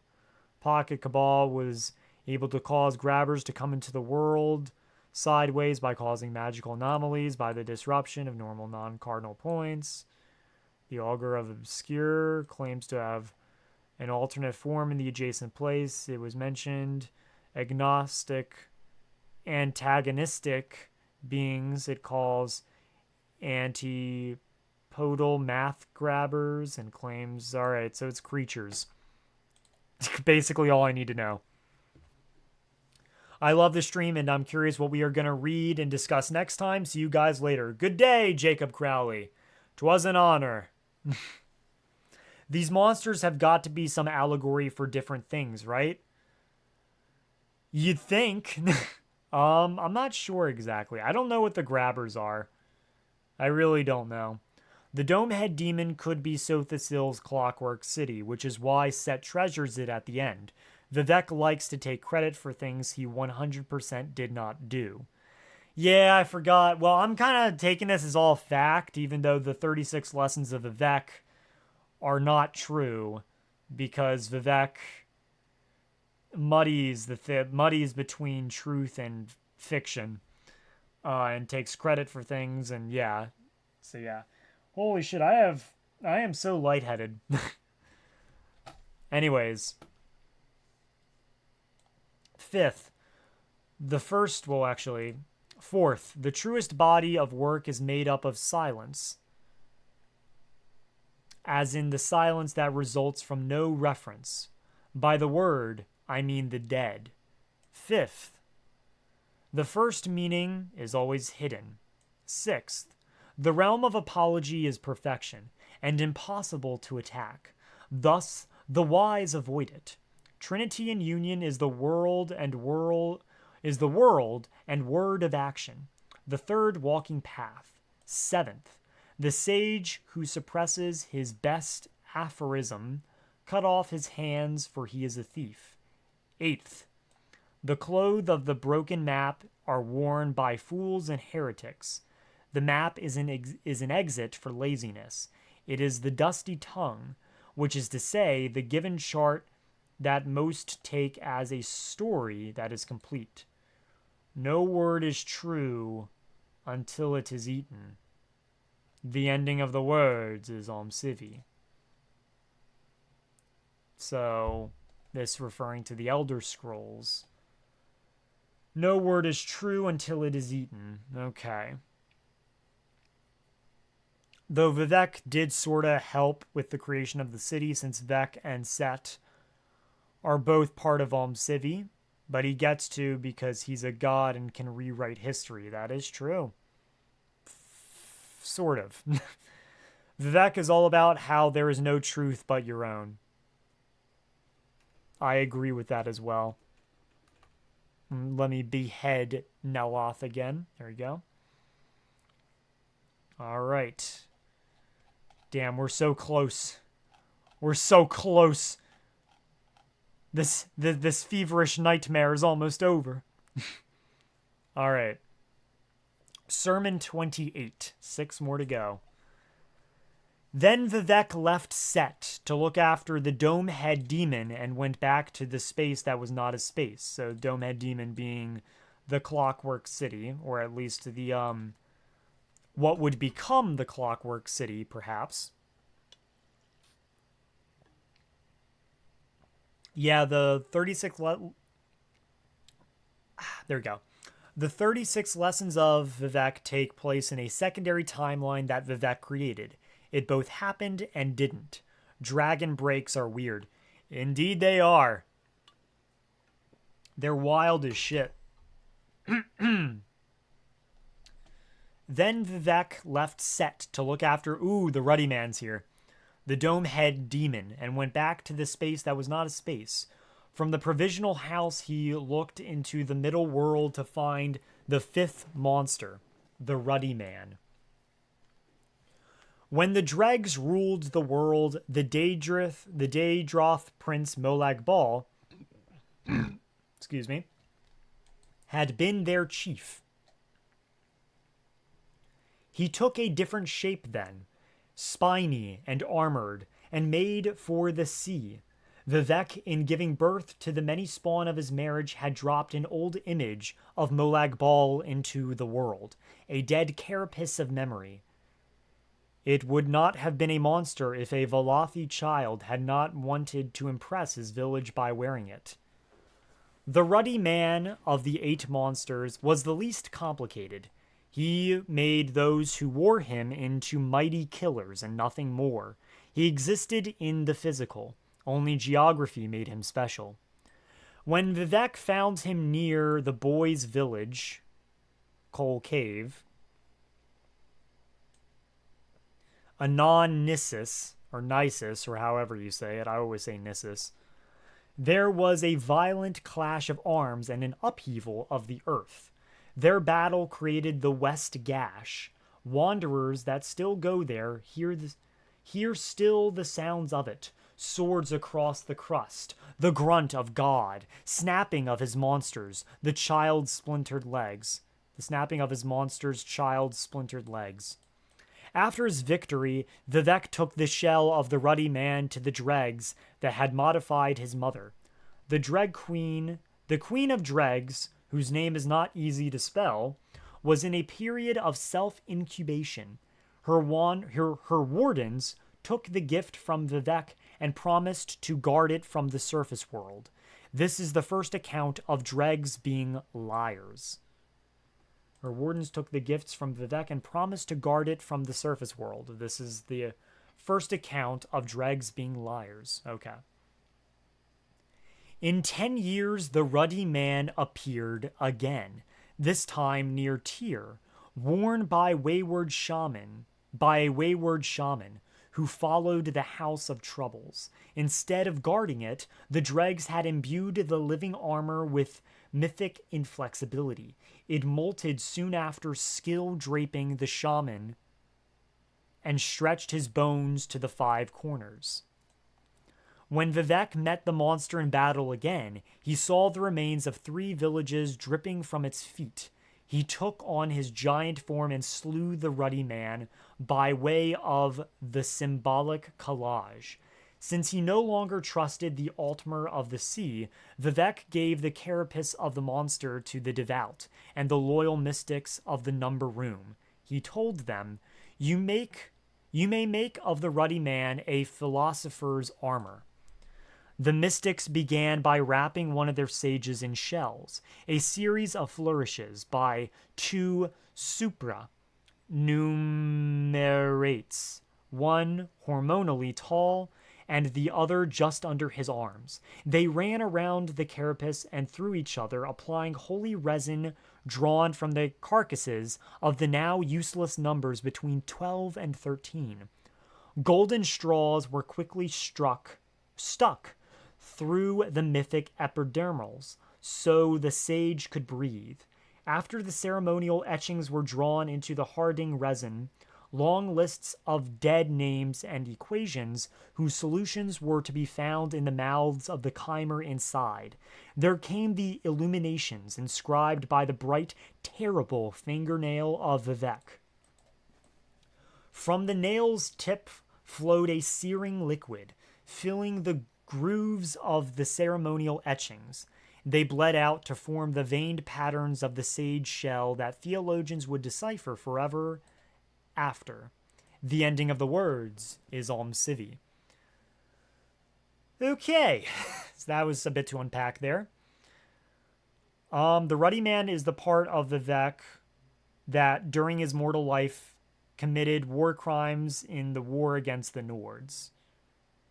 Interesting. Basically, the part of Vivec that just loved killing and violence when he was a mortal. Okay. The Mystics of the Number Room, is that the Sijic Order? That is probably it. Again, you pose it as a question, and you're probably right. Yeah. I've read Sermon 29 before, actually. But yeah, so the Ruddy Man is basically an interpretation, an ideal of Vivec from whenever he was more bloodthirsty and all that. And he slew him, but not really, because he came back and then he slew him. But in ESO, the Ruddy Man does come back. Elder Scrolls Ruddy Man. As we can see, well, actually, no, this is Morrowind, actually. Ruddy Broodmother. Oh, hold up, what? Wait, no, this is still... No, this is ESO, actually. In Circa, a dreg known as the Ruddy Broodmother began terrorizing the roads and buoyant armature alike. The Maze Crim and Erebanassium, Noon, the Vestige, with the help of the group of Ashlanders, slew it. Ashlanders denied its existence, claiming that the Broodmother was simply a powerful and cunning dreg. The buoyant armatures considered the thought of the beast being the Ruddy Man borderline heresy. The captain of the buoyant armatures at the time suggested that if the Ruddy Broodmother truly was related to the creature of legend, that it might be a lesser creature cut from the same cloth as the Ruddy Man. So it wasn't the Ruddy Man specifically, but in ESO we do face the spawn of the Ruddy Man. So yeah. Anywho, Sermon 29 is just a bunch of shit that I really don't feel like saying. Especially because the numbers make sense because the numbers translate to something that I forgot. But I can easily look up. And I'll look it up. But yeah, so I'm not going to read all of that, especially because the numbers don't specifically relate to the individual thing. Like the serpent referring to, never mind, doesn't refer to what I was thinking of. But it just refers to a lot of things that we know. The wheel, the orbis, the heavens, the constellations, the lunar lattice, the Khajiit, and all that. Lol, the Ashlanders deny it because they don't believe in the tribunal and therefore think the 36 lessons is nonsense. Yeah. So yeah, I'm not going to be reading this stuff, but I will read the ending of it. The presence of deaf witness. This is what the numbers are. They hang on to the orbis as the last nostalgia of their godhood. The effigies of numbers are their current applications. This is folly, as above. To be affixated to a symbol is too certain. The ending of the words is ALMSIVI. Is there maybe a Gemantia connection, since Michael K. was into real-life Christian lore? I don't know what gematria is, so I would have no idea personally. Let me look it up. Gematria.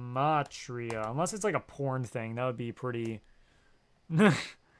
pretty awkward. Oh, 666, I see. My name value. I don't know what gematria is. The Bible say about gematria. The Christian Bible says nothing about gematria. The term gematria comes from the Greek. It seems like this just deals with geometry. I'm not sure what gematria is, but yeah. Anyways. But if we do look into Sermon 29 closer, If you associate each of the 35 listed numbers with a word in its respective sermon, a hidden message is revealed. He was not born a god. His destiny did not lead him to this crime. He chose this path of his own free will. He stole the godhood and murdered the hortator. Vivec wrote this. So yeah, that is Sermon 29. Sermon 30, boys. Let's freaking go. It's an old system of spirituality and numbers as far as I know, but I never got too much into it. Okay. Gotcha. Here we are. Then Vivec left the mystics of the number room and went back to the space that was not a space from the provisional house. He looked into the middle world to find the sixth monster called City Face. I've heard of City Face before. He was vexed when he could not find it and went back to the morning hold in secret anger, killing a mystic that asked about higher order. Okay. Nerevar, the hortator witnessed this and said, "Why do this, my lord? The mystics look to you for guidance. They work to make your temple better stoned." Vivec said, "No one knows that I am." The hortator nodded and went back to his studies. What the fuck? He just killed a guy. Here is how City Face hid... Wait, hold up. In secret anger, killing a mystic that asked about higher order. No one knows what I am. I'm not sure what that means. Vivec has a guilty conscience about foul murder because he is part of ALMSIVI that doubts. Yeah, definitely. All right. Here is how City Face hid from his mother-father. It had been born named as Ha-Note. I'm just going to assume that's how you say it. Excuse me. A bare urge of power, an esoteric wind nerve tuned to the frequency of huddled masses. It found root in villages and multiplied, finding in the minds of the settled, veiled astrology, the star charts of culture, and this resonance made its head swim. Ha-Note moved sideways into the adjacent place, growing and unbeknownst. Above the vocal, it trembled with new emotions, immortal ones, absorbing more than the 30 known to exist in the middle world. When Ha-Note became gravely homesick, the Grabbers took it. The Grabbers, once again.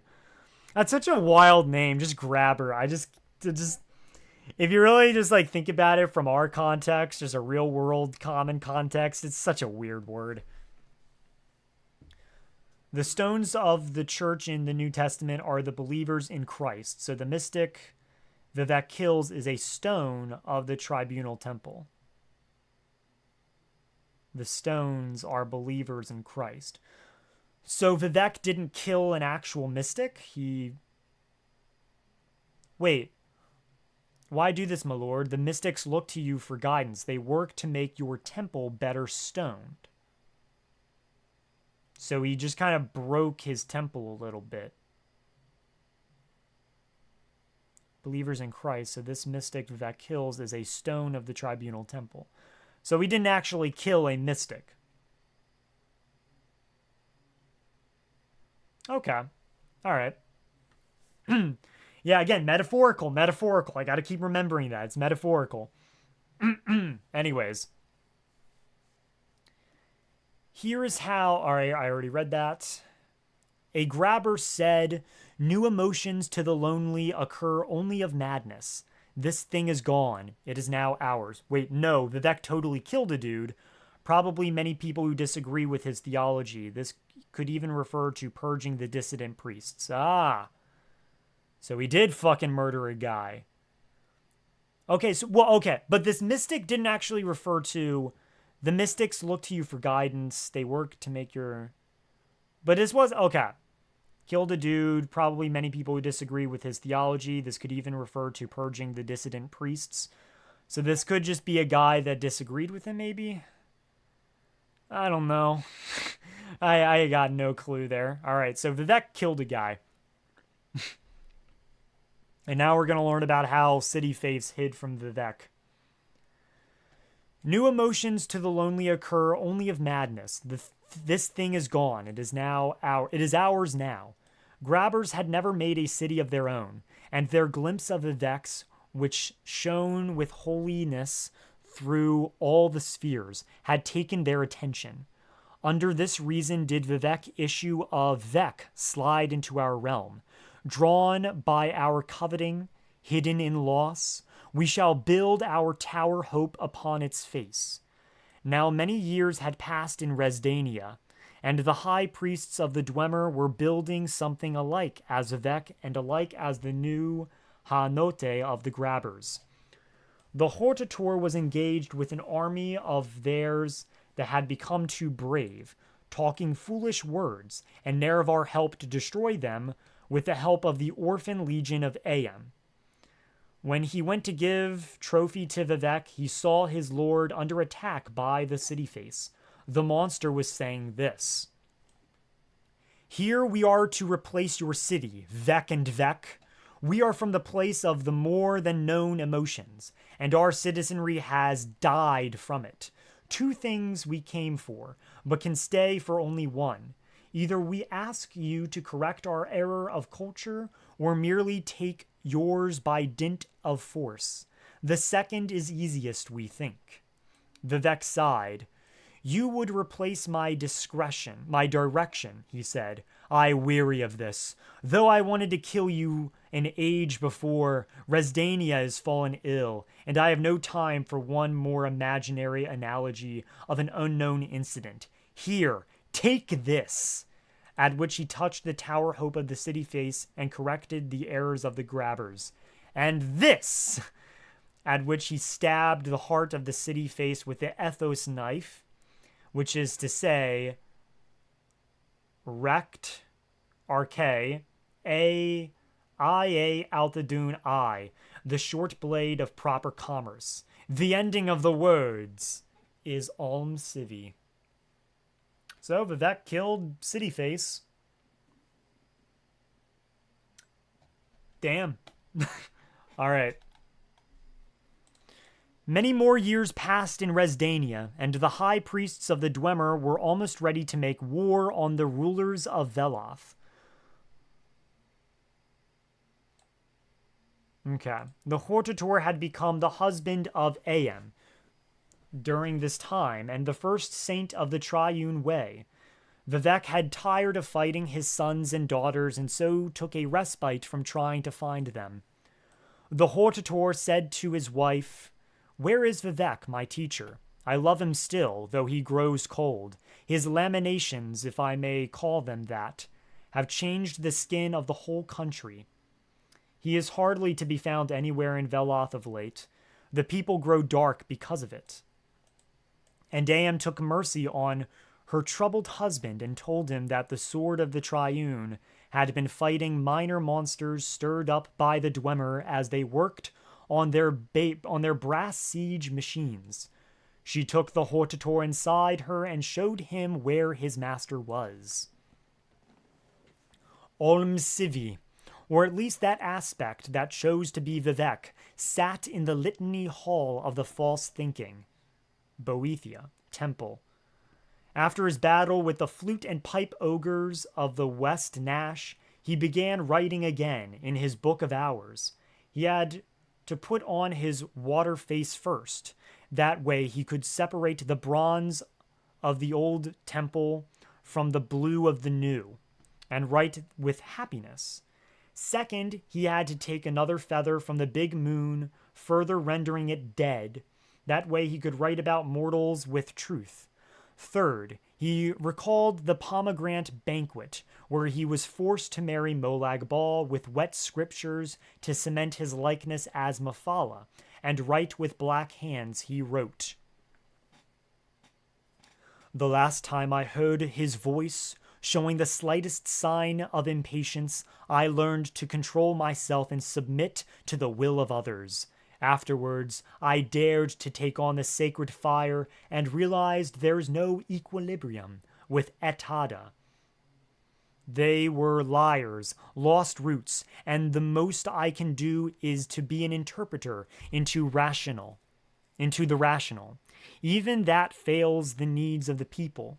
I sit on the mercy seat and pass judgment, the waking state, and the phase aspect of innate urge. Only here can I doubt in this book, written in water, broadened to include evil.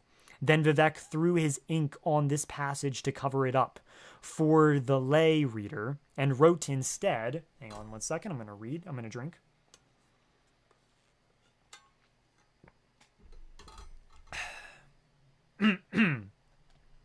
Find me in the blackened paper, unarmored, in the final scenery. Truth is, like my husband, instructed to smash, filled with procedure and noise, hammering, weighty, heaviness made schematic, lessons learned only by a mace. Let those that hear me then be buffeted, something. And let some die, the dissonant priests, in the ash from the striking.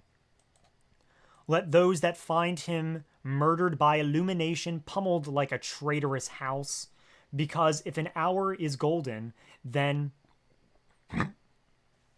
immortal, I am a secret code. I am the partaker of the doom drum. Chosen of all those that dwell in the middle world to wear this crown, which reverberates with truth. And I am the mangling Messiah. The ending of the words is ALMSIVI. In the Bible, the mercy seat is the Ark of the Covenant, which is also God's throne. Bro, I need to whip out, hold up 1 second, I'll be right back. I'm gonna whip out my Bible real quick. Hey, watch him again.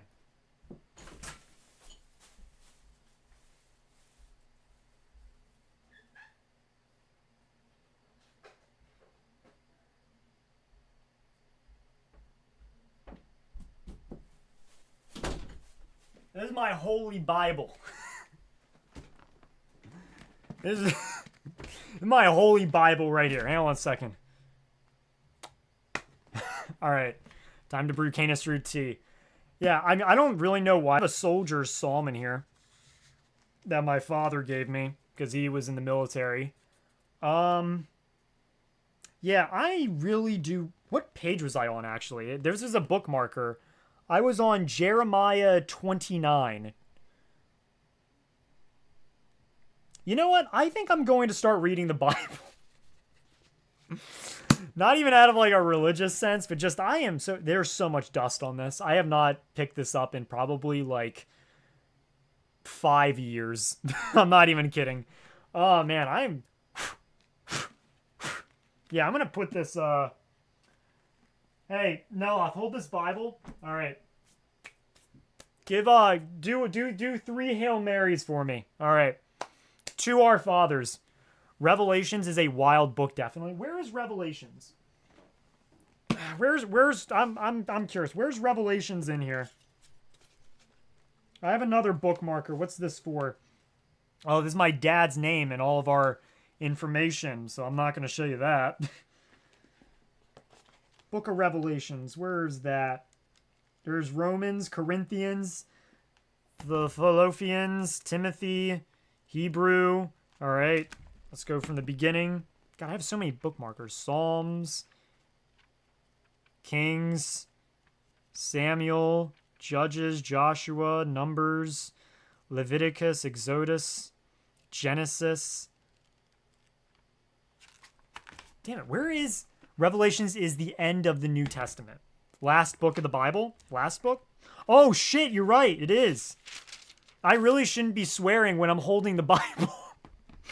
Yeah, you're right. I'm reading Revelations now. Or it's right here. Yeah, I'm going to read this. I chill out at my my college in an office with a bunch of other guys, and I think when I'm not doing anything, I think I'm just straight up going to read the Bible. Maybe not through here because it's very one-sided because it's at the end, but I'll probably read it on my laptop actually, but yeah. Yeah, I want to do that now. I'm curious in the mystique and all that. Who knows? Maybe I'll be Catholic again. Anyways. All right. All right. Anyways, Sermon 31 we're on. We already read 31, actually. Yeah, we already read 31. So we're on 32. Well, first of all, ALMSIVI, set in the Lintney Hall of Boethia. And so this was Vivec basically taking a break from his murder and then goes to murder ogres. Book of Hours. And then he thought back on his whenever he was with Molag Bal, wet scriptures to cement his likeness, and write with black hands, write with the Morag tongue. So yeah, this is basically a reflection piece, I guess. Okay. There we go. Now you can see my boy. It's fine if you can barely see, if you only see like half of me. So yeah. So this is the part. So find me in the blackened, let those that hear me then be buffeted. Let some die, being the dissident priests. So let some die in the ash from the striking. Let those that find him murdered by illumination pummeled like a traitorous house. Because if an hour is golden, then immortal I am, a secret code. I am the partaker of the doom drum. Okay, so this is him, like, foreboding to him murdering Nerevar and taking the Doom Drum for himself, I think. Of course, there's a Neloth, a cardboard cutout of Neloth. Oh, absolutely! Look at this man! You think I wouldn't have him? Oh, yeah. Oh, indeed I do have a cardboard cutout. Anyways, so yeah, this seems like it's just Vivec reflecting on everything, taking a break from, killing his kids, which, fair enough.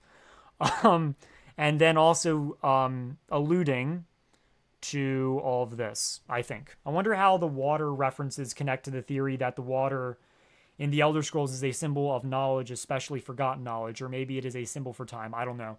Water, from what I can tell, is memory. Water is basically memories. And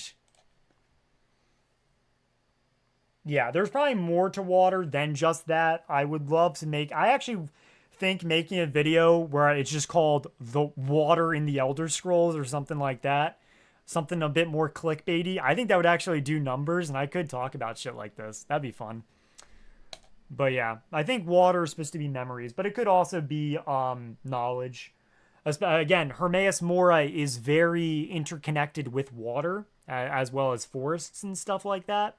And he's knowledge and all that, so yeah. Or at least he perverts it.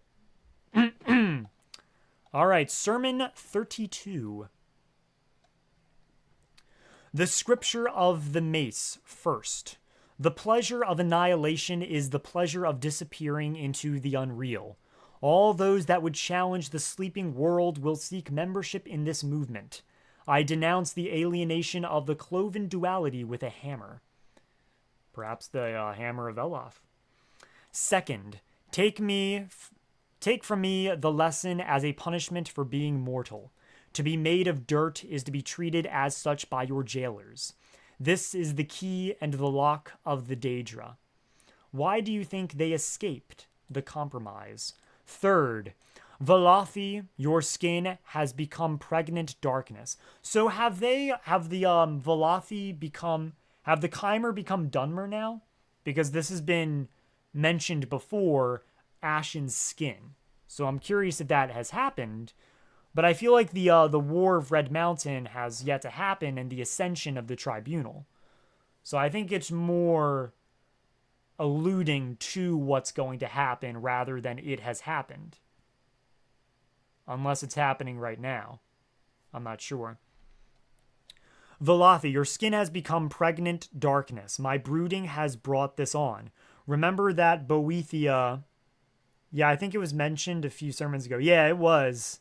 I'm curious, like, if it's, like, what the meaning of that was, if it was illusion or not.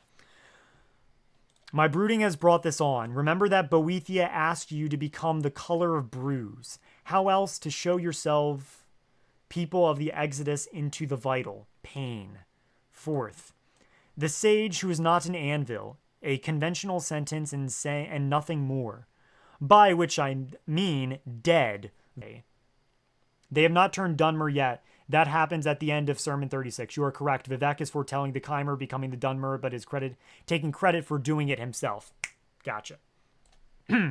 Fifth, a proper comprehension of the virtues, stage managed and to be murdered. Sixth, in the end, rejoice, as a hostage released from the drumming torment, but that savors his wound.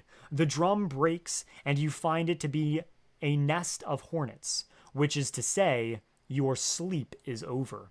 Seventh, the suspicion is spectacle, and the lie is only a theoretical inspiration. Eighth, but then why, you ask, do the Daedra wish to meddle with the Orbis? It is because they are a radical critique, essential as all martyrs, that some are more evil than others in not an illusion, or rather, it is a necessary illusion. The ending of the words is ALMSIVI. So this is the scripture of the mace, basically talking about,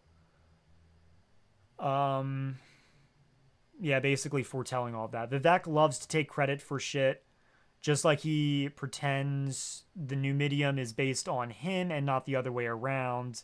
This is all part of him trying to mantle the Numidium / Lorcan, but he fails. Interesting. I see. Sermon 33. Woo boy! Here we go. 3 more left. Damn. We're almost done. It's getting sad. Then Vivec left the litany hall of the false-thinking temple, where he had brooded for so long, creating the scripture of the pounding light, and went back to the space that was not a space. From the provisional home, he looked into the middle world to find the 7th monster called Lie Rock. I forget, was it 8 or 9 monsters, and one of them was him? Or maybe it was... Yeah, I forget if it was 8 or 9. Yeah, I'll find out. We'll find out. The story will tell me. The ending of the words is ALMSIVI is basically like saying amen, right? Basically, I would say that. 8, I think. Gotcha. So this is the last one, but he's the 8th. So yeah. Lie Rock was born of Vivec's second aperture and was thrown out of the pomegranate banquet by a member of the Sweeps. Were guild of broom handlers who were well compensated for sweeping up ash that fell. Oh, that actually makes a lot of sense. Another forgotten guild. The sweep did not take it for the monster that it was, and so he did not expect to fly from his hand and into the heavens. I was born of golden wisdom and powers that should have forever been unalike. With this nature, I am invited into the hidden heaven, by which he meant the scaled blanket made of not stars, whose number is 13. Lie Rock became full of foolishness, haggling with the void ghost, who hides in the religions of all men. Lorcan. The void ghost said, "Stay with me a full 100 years, and I will give you a power that no divinity will dare disobey." Kim. Wait. The void ghost. The void ghost being Sithis, maybe? Is Sithis saying this shit? I'm confused now. Left the litany hall from the provisional house. Lie Rock. Was asleep. Did not. I am... Fry. Or maybe this is, Raleigh the Guar is the key to all of this. Yes, I think Raleigh the Guar. I have so many things. I know. We can watch the fucking... What video? What thing is it? There was a YouTube video on Raleigh the Guar. I'm a bad person for not remembering his name. I know I'm subscribed to him, so I'll find it eventually. What's his name? What's his name? I can't. Magic Media. Magic Media made a video about Raleigh the Guar, which I can't find for the life of me. It doesn't matter. But yeah, I just find him adorable. Haha. Yeah, no, he's got some fucking secrets, all right? Look, like, Raleigh the Guar. Like, just listen. Raleigh says nothing to you at this time. Raleigh seems about to speak, but then he thinks better of it. Raleigh gazes at you with soulful eyes, but says nothing. Raleigh, being a deep thinker, has no words for now. Raleigh thinks twice and says nothing. There's shit going on with Raleigh, all right? There is something going down with him.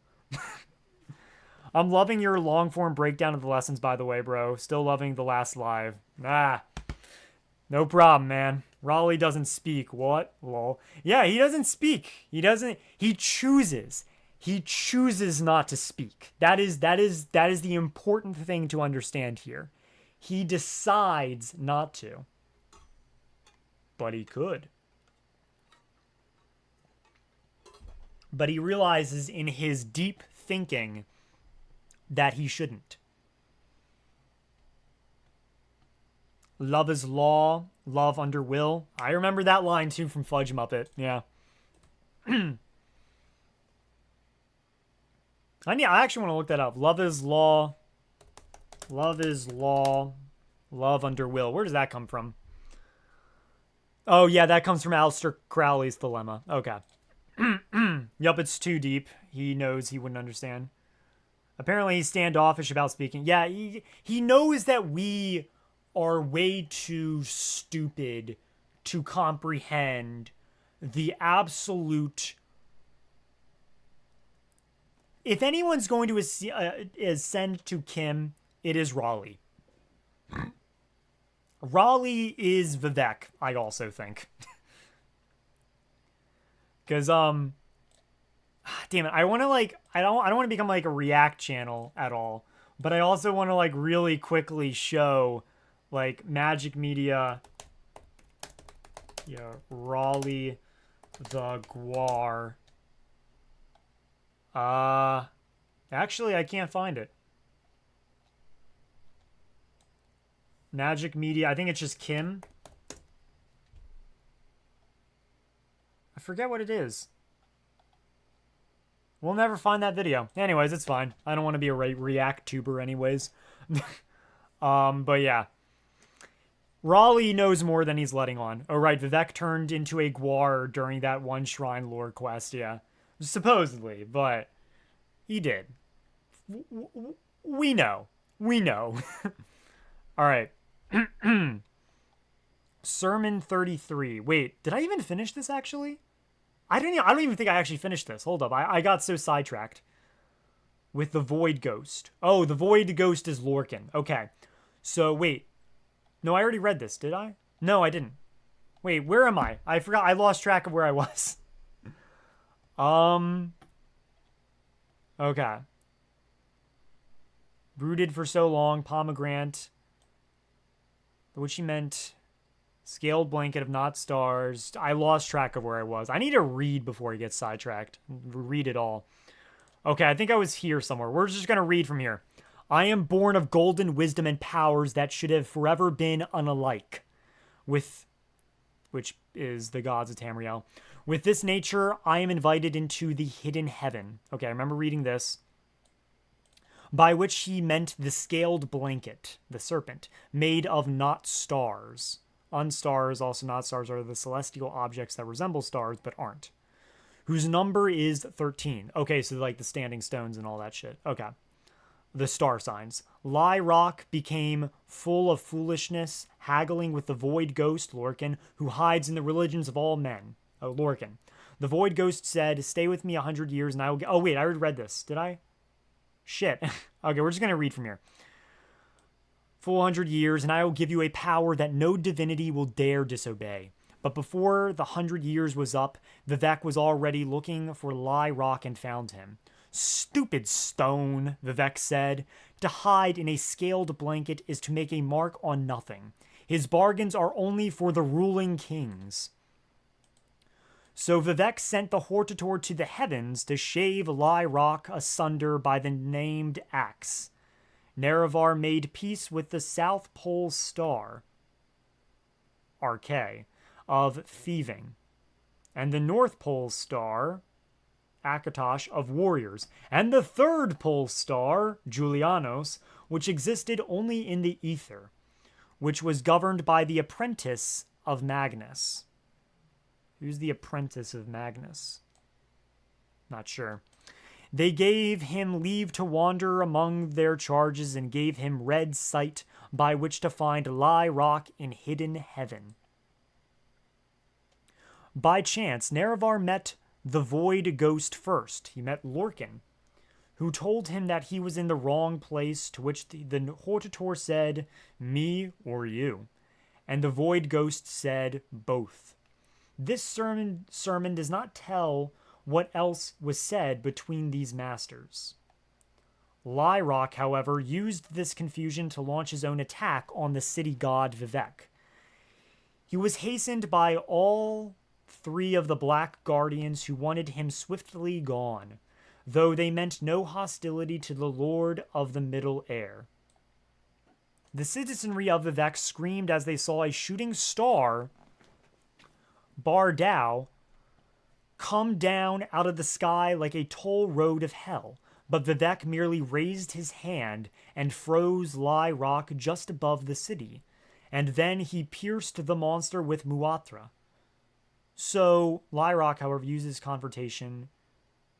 He was hastened and swiftly Mental's shooting star. Okay, so Lie Rock was the one to bring down Bardao. I thought it was Sheogorath that did that. At least in the... Well, maybe he did. I don't know. Lie Rock equals that's it is fake news, lol. Is the apprentice of Magnus Julianus? Maybe. Or maybe Xerxes was the apprentice of Magnus. That makes more sense, I would say. The way you hear the 13 and understand immediately is talking about the standing stone star signs, lol. We're deep in the lore here, people. We really fucking are. We are so deep into it. So yeah. The practice of piercing the second aperture is now forbidden. When Nerevar returned, he saw the frozen comet above his lord's city. He asked whether or not Vivec wanted it removed. I would have done so myself if I wanted, silly Hortator.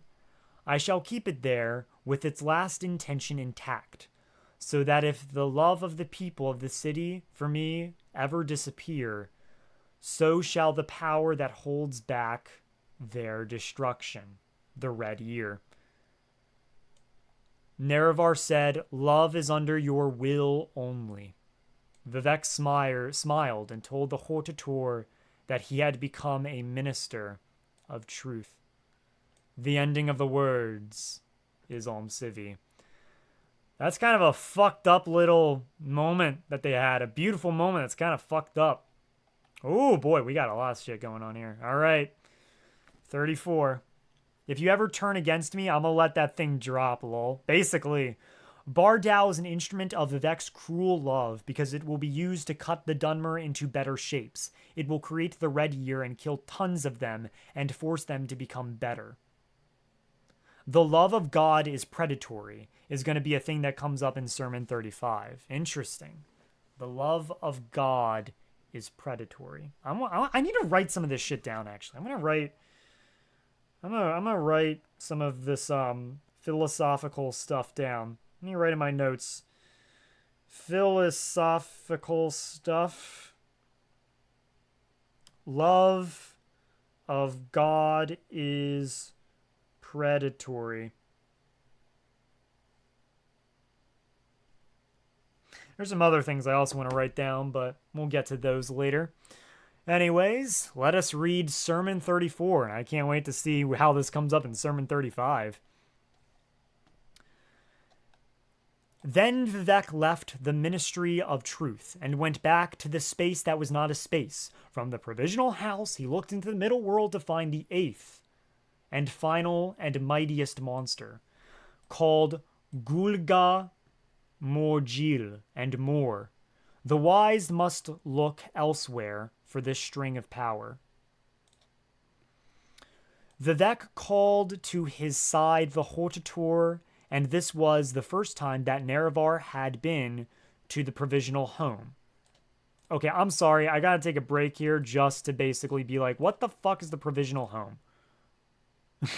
I've been hearing Kim in the provisional home. Home automatically comes. Like, I don't know what the provisional home is. I don't know if we already talked about that, if I forgot it. Vivec then built the provisional home at the center of the secret door. From here, he could watch the age to come. Okay, so it's basically like his own, like, realm. It's like his own, like, pocket realm, we'll say. That's how I'm going to interpret it for now. He had the same vision that Vivec had so many years ago. That of the two-headed king. Oh, shit, the two-headed ruling king is Talos. Okay. So I was half wrong, but half right. The provisional house is Kim. It is also the god place that Vivec mentions when you talk to him in-game. Okay. So he ascends Kim to find his kids so he can fucking butcher them. Got it. Okay. Called to his side the Hortator, and this was the first time Nerevar had been to the provisional house. He had the same vision. Okay, so same vision from Sermon 19, which we already read. Okay, so maybe this wasn't talking about the four corners of the house. I'm not sure. That of the two-headed ruling king. When you talk to him in Morrowind, specifically, not ESO. Yeah. That's, I assumed that's what you meant. Who is that, he wondered. Vivec said, the red jewel of conquest, the Third Empire.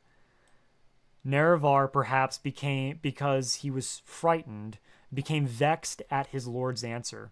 Why are you always so evasive? Vivec told the Hortator that to be otherwise was to betray his nature. Together they moved into the middle world, to a village near where Vivec had been found by Am and Set. The eighth monster was there, but he did not act much like a monster. He sat with his legs in the ocean, and with a troubled look on his face. When he saw his mother-father, he asked why he should have to die and return to oblivion. Vivec told the eighth monster that to be otherwise was to betray his nature. Since this did not seem to satisfy the monster, and Vivec still had a touch of Am's mercy, he said, the fire is mine, let it consume thee, and make a secret door at the altar of Padam, in the house of Boetia, where we become safe and looked after. The monster accepted Muathra with a peaceful look, and his bones became the foundation of the city of dead, Necrom, and Narcissus. I remember this, actually. Nerevar put away his axe, which he had at the ready, and frowned. Why, he said. Did you ask me to come if you knew the eighth monster would give in so easily? Vivec looked at the Hortator for a long time. Nerevar understood. Do not betray your nature. Answer as you will. Vivec said, I brought you here because I knew the mightiest of my issue would succumb to Muathra without argument. If only I gave him consolation first. Nerevar looked at Vivec for a long time. Vivec understood. Say the words, Hortator. Nerevar said, now I am the mightiest of your children. Let this sermon be consolation to those who read it that are destined to die. The ending of the words is ALMSIVI. this is... Hold up. So this is 34, 18, something. I'm trying to find out like where it said, hey, I'm gonna go kill these 8 dudes. Yeah. Vivec entered morning hold.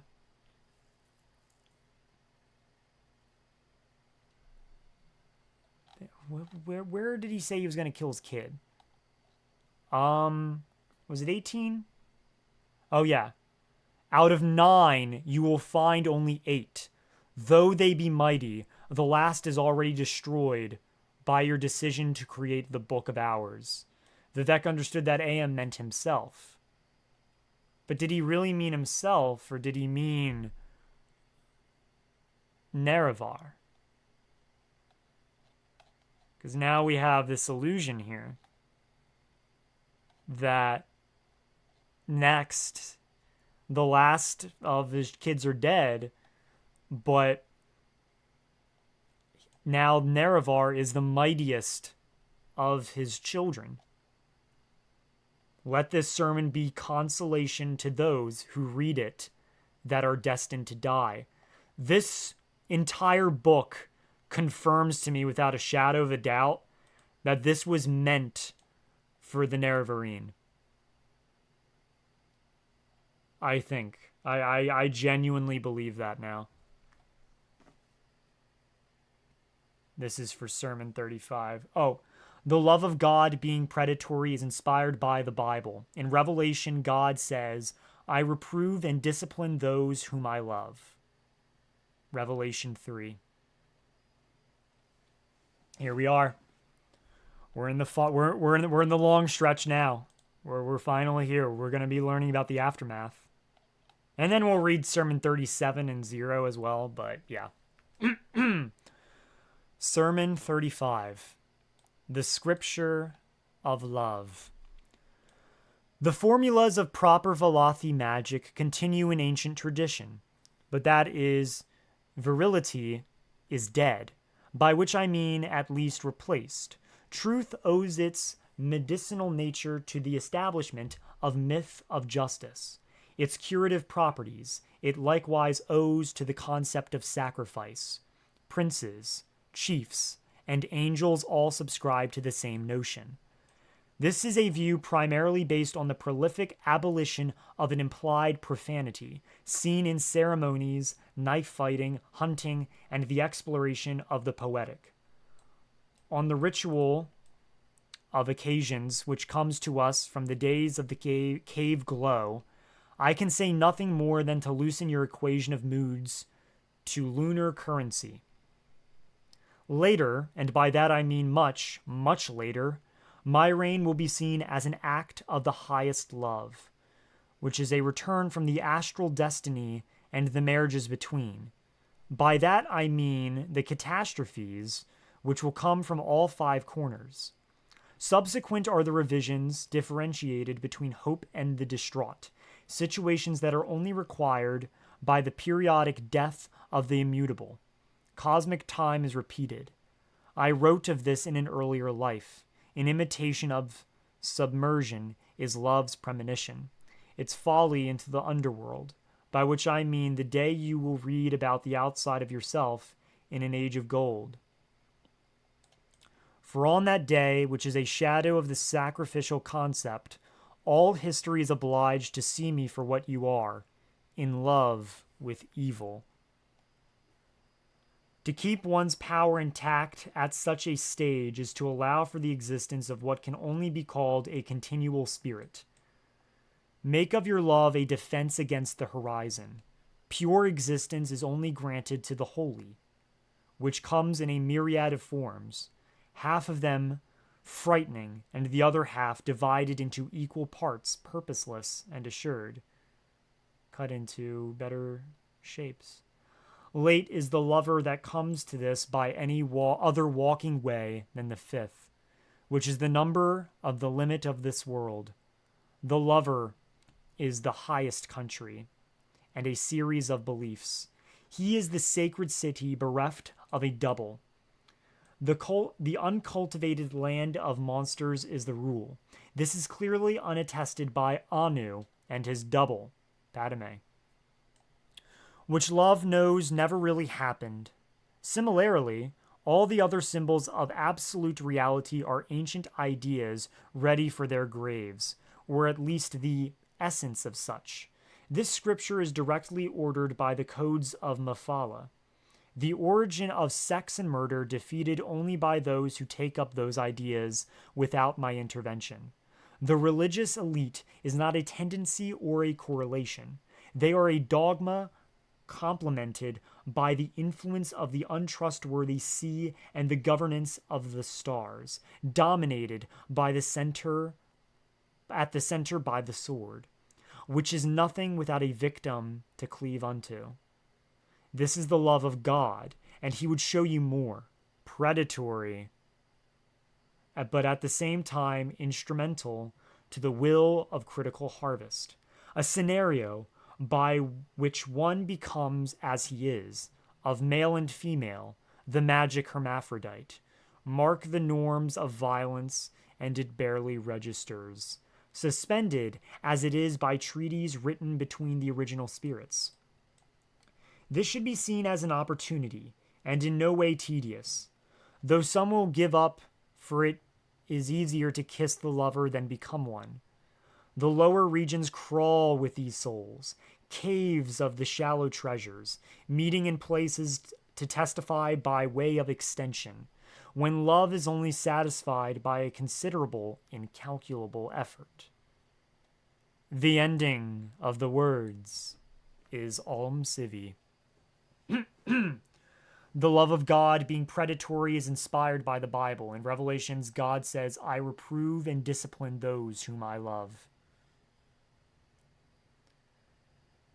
Sermon 34 is Vivec killing the part of himself that mourns for his mortal death, and the part of him that mourns for killing Nerevar, and for killing many past Nerevarines while a god. If we view Red Mountain, Axis Mundi, as the fifth corner of the world, then the catastrophes that become from all five corners is the eruption of Red Mountain in the Red Year. God's predatory love is also inspired by Herbert's God Emperor of Dune, where the God Emperor, Leto II, views himself as the predator of his people. He means this in an evolutionary sense. God, I really need to watch Dune 2. I watched Dune 1. It was okay. I think I would need to watch it again, but I really do need to see Dune 2. Okay. Here. So this is kind of like his explanation, in a sense, going on about how love is predatory and killing himself. Killing a part of himself, I should say. And here we are. The final sermon, 36. For those were the days of Resdania, when Chimer and Dwemer lived under the wise and benevolent rule of the ALMSIVI and their champion the Hortator, though the Dwemer had become foolish and challenged their masters. Out of their fortresses they came with a golden ballistae. Okay. They came with golden ballista that walked in mighty Atronachs and things that spat flames and things that made killing songs. Their king was Dumak Dwarf King, but their high priest was Kagrenak the Blighter. Under mountains and over them the war with the Dwemer was raged, and then came the northern men to help Kagrenak, and they brought Izmir again. Leading the armies of the Chimer was the slave that would not perish, the Hortator Nerevar, who had traded his axe for the Ethos knife. He slew Dumak at Red Mountain, and saw the Heartbone for the first time. Men of brass destroyed the 11 gates of the Morning Hold, and behind them came the Dwemeri architect of Tone. Aem threw down her cloak, and became the face-snaked queen of the 3-in-1. those that looked upon her were overcome by the meanings of the stars. Under the sea, Set stirred and brought the army he had been working on in castles of glass and coral. Clockwork dregs, mockeries of the Dwemer war machines, rose up from the seas and took their counterparts back beneath, when they were swallowed forever by the sea. Red Mountain exploded as the Hortator went too far inside, seeking the Sharmat. Dwemeri High Priest Kagranak then revealed that which he had built in the image of Vivec. It was a walking star, which burnt the armies of the Triune and destroyed the heartland of the Veloth, creating the inner sea. Each of the aspects of the ALMSIVI then rose up together, combining as one, and showed the world of the sixth path. Am took from the star its fire, Set took from it its mystery, and Vivec took from its feet, which had been constructed before the gift of Molag Bal, and destroyed the manner of truth by a great hammering. When the soul of the Dwemer could walk no more, they were removed from the world. Resdania was no more. It had been redeemed of all its iniquities of foolish. The ALMSIVI drew nets from the beginning place and captured the ash-red mountain, which they knew was the blight of the Dwemer, and that would serve only to infect the whole of the middle world and aid it. Alpadun Dunmeri. The beginning of the words is ALMSIVI. I give you this as Vivec. And we just read the 30, well, I mean, we probably should interpret it, but we just read the 36 lessons of Vivec. I just read it. You tagged along as well. Some of you were along for the whole ride. Some of you were along for some of it. Doesn't matter. We did it. We've done what hundreds of thousands of people could not. We gritted our teeth, bared our minds, steeled our nerves, and went through it. And I'm proud. I'm very proud of what we accomplished. But let's read some things. Dumac Dwarf Orc, not Dwarf King. Critical difference. Oh, their king was Dumac Dwarf Orc. I was mistaken. You're right. The 5 songs of King Wulfharth also refer to Dumac as King Dumalakath the Dwarf Orc. I remember Fudge Muppet talking about that. So the Nordic and Dunmer accounts of the Battle of Red Mountain agree on this one weird point. Thank you so much for doing this. Sorry for clogging up the chat. So no, do not apologize. I needed a lot of hand holding with a lot of this. So no, I do not apologize whatsoever. I need guidance for all this shit. I would not have been able to comprehend some of these things. Through the power of Canis Root Tea, indeed. But that isn't it. Even though we have just read it all. I will say, I was hoping that it would mention something of Nerevar. I mean, it kind of did, I guess. I don't know. I thought that it would mention Nerevar. I mean, it did, obviously, but it never really mentioned his death, I should have probably prefaced.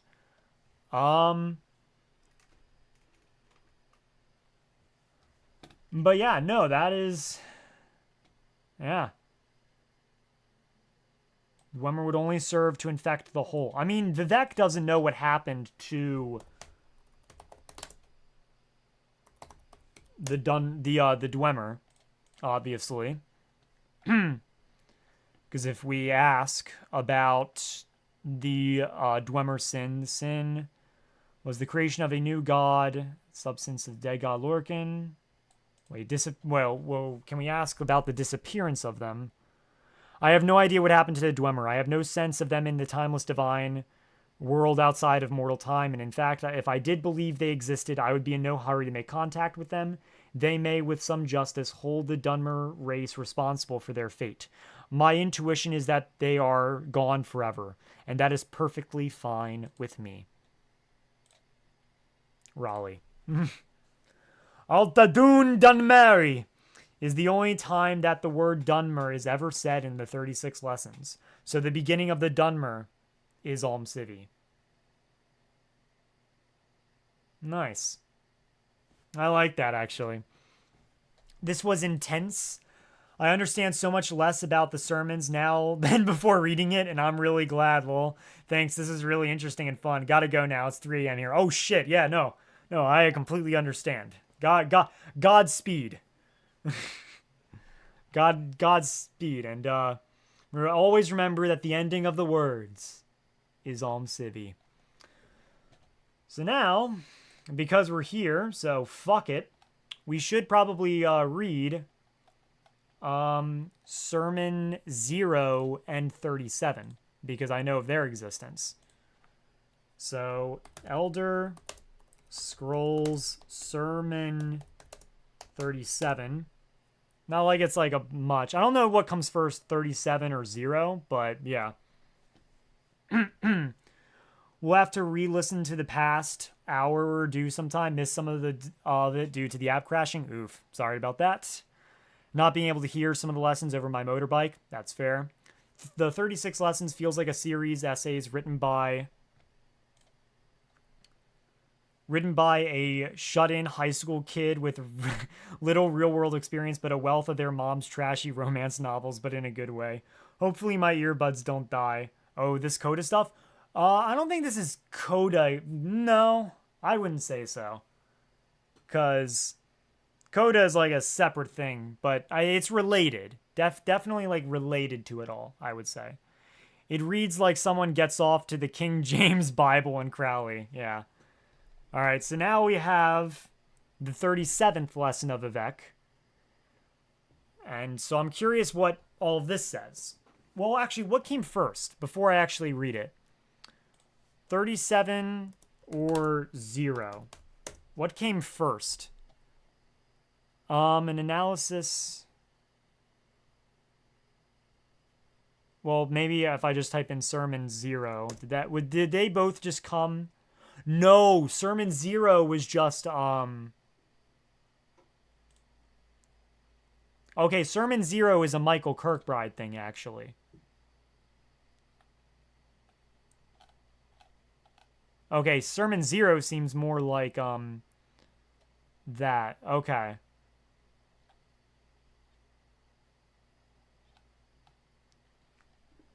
Interesting.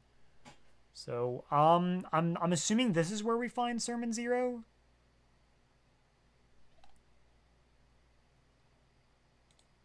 But it's not even made by Michael Kirk. Well, wait, this is a strange and offensive document about Vivec provided by the Khajiit trader Jobasha. Oh, shit. Okay, so Sermon 0 isn't really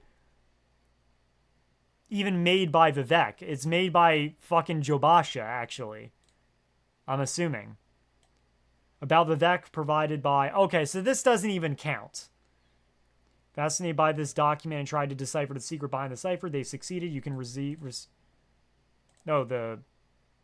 result of it all. Okay, I don't know what... All right, we're just going to read Sermon 37. I'm going to ignore 0 because there's...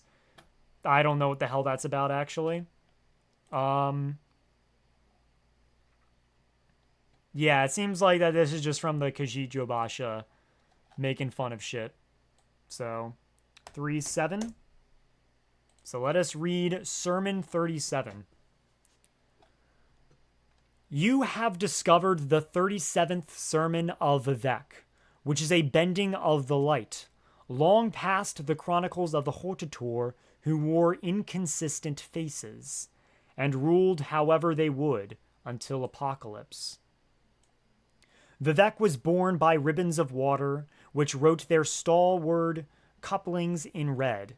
This was a new place of speed. His eyes broke on the spikes above the tower, where the void ghost squatted over a drake-scaled drum, imbecile in its rhythm, and he asked of it, "Who are you?"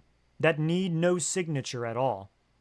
3 in sum, the robes of Aeam stretched towards the bright black rim of memory, roping an arc of purchase. This was a new sprinting task, and Set held his swollen belly to its name, Clockmaker's Daughter. Oh yeah, I forgot Set's pregnant. Swimming the dead confession along a century of thread. Naming her, uneaten, a golden cache of Veloth and Velothi. For where else would they go? Go here, with world without wheel, charting 0 deaths and echoes singing. Holy shit, this is in ESO linking to Coda. Perhaps I really do need to read Coda, actually. Set said, until all of it was done, and in the center was anything whatever. And the red moment became a great howling unchecked, for the provisional house was in ruin. And Vivec became as glass, a lamp, for the dragon's mane had broke, and the red moon bade him come. The sign of royalty is not this. A signal blue shift female told him, there is no right lesson learned alone. You should read Coda on stream. Perhaps I should. He refused the twine on her catching net, spiteful that an uncontinued person would not become fuller by their searching, and yet were racked in their spirit for flight. But the male signals were offended, and Vivec took a fighting form. He undid the eastern light, saying to the ALMSIVI that through war they had become brides in glass, which no power could observe. The light bent, and Vivec donned a cuirass made of red plates of jewel, and a mask that marked him born in the lands of man. Wheeling, he spread into an insect salve, worn on the neck of his hissed bulbs, when at challenge. He roared up and fed his fingers to mammoth ghosts. The signal fires wondered if they mistook this for surrender, for Vivec had told the void that he could learn to undo it all. The light bent, and somewhere a history was finally undone of it. Vivec remembered that the laughing of the Netchmen of his village when the hunts were good. He marched with his father in the ash, growing strong in the hooks and sail, able to run a junk through silt. At 11, he sung to an ashcan. He became sick after Red Mountain, with the Nyx blood and fever, and was infirm 100 years. His mother survived him and laid his body at the altar of Padam. She gave him her skin to wear into the underworld. The light bent, and Vivec awoke and grew fangs, unwilling to make of herself a folding thing. This was a new lunar promise, and in her biting, she tunneled up and then downward, while her brother and sister smeared across heaven thin ruptures of descent, food for scarabs and the worm. She took her people and made them safe, and sat with Azura, drawing her own husband likeness in the dirt. What the fuck?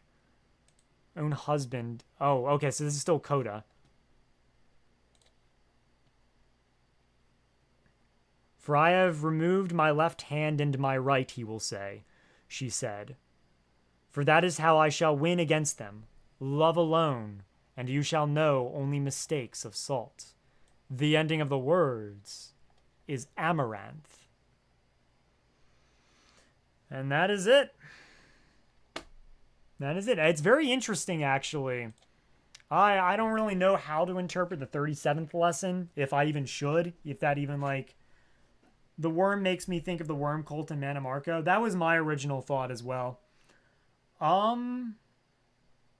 Yeah. We just read the 36 lessons of Vivec, and honestly, at some point, I'll probably end up reading Coda. But I don't know if I would read Coda on stream. I don't even know how you find Coda, actually. This is a good question, actually. How do you find Coda?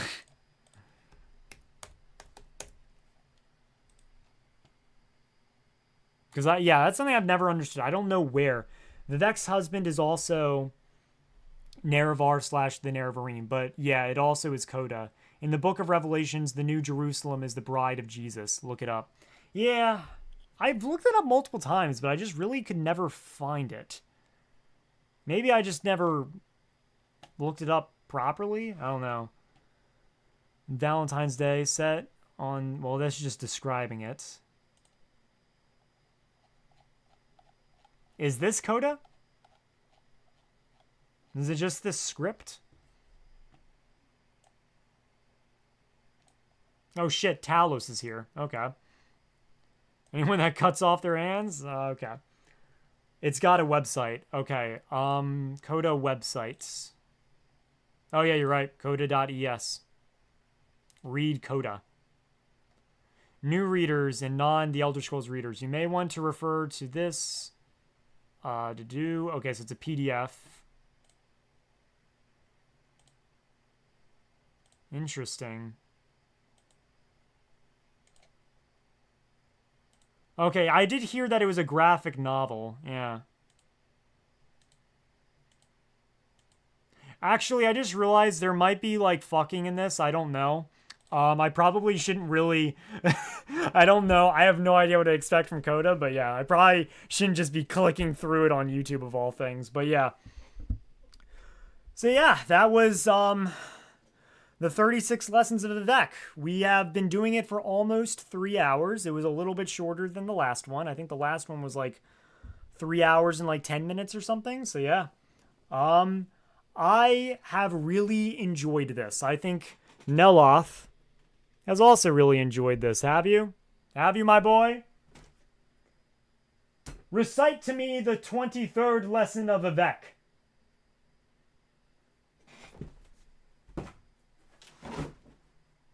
He deserved that. He didn't know how to recite it. He's a dick. But yeah, I'm definitely probably gonna read up on like the Bible and shit too now. Definitely Revelations mostly. But yeah, so I'm gonna be ending the live stream here. I don't know how to end it. I'm exhausted if I'm being honest. But yeah, so I'm gonna end it here. Thank you everyone for accompanying me on this journey, whether you're watching this live or maybe you're that one person that's watching this on the VOD on something like that and actually decided to watch the whole thing through. Neloth on Neloth violence. This is amazing. Thank you so much. No, thank you. And so, allow me to say my outro. Whew. So, with all that being said, make sure to like the like button, like the subscribe button, and like the bell notification down below to be updated on more videos and live streams. And I will see you whenever the fuck I decide to upload or live stream again. House Telvanni be with you.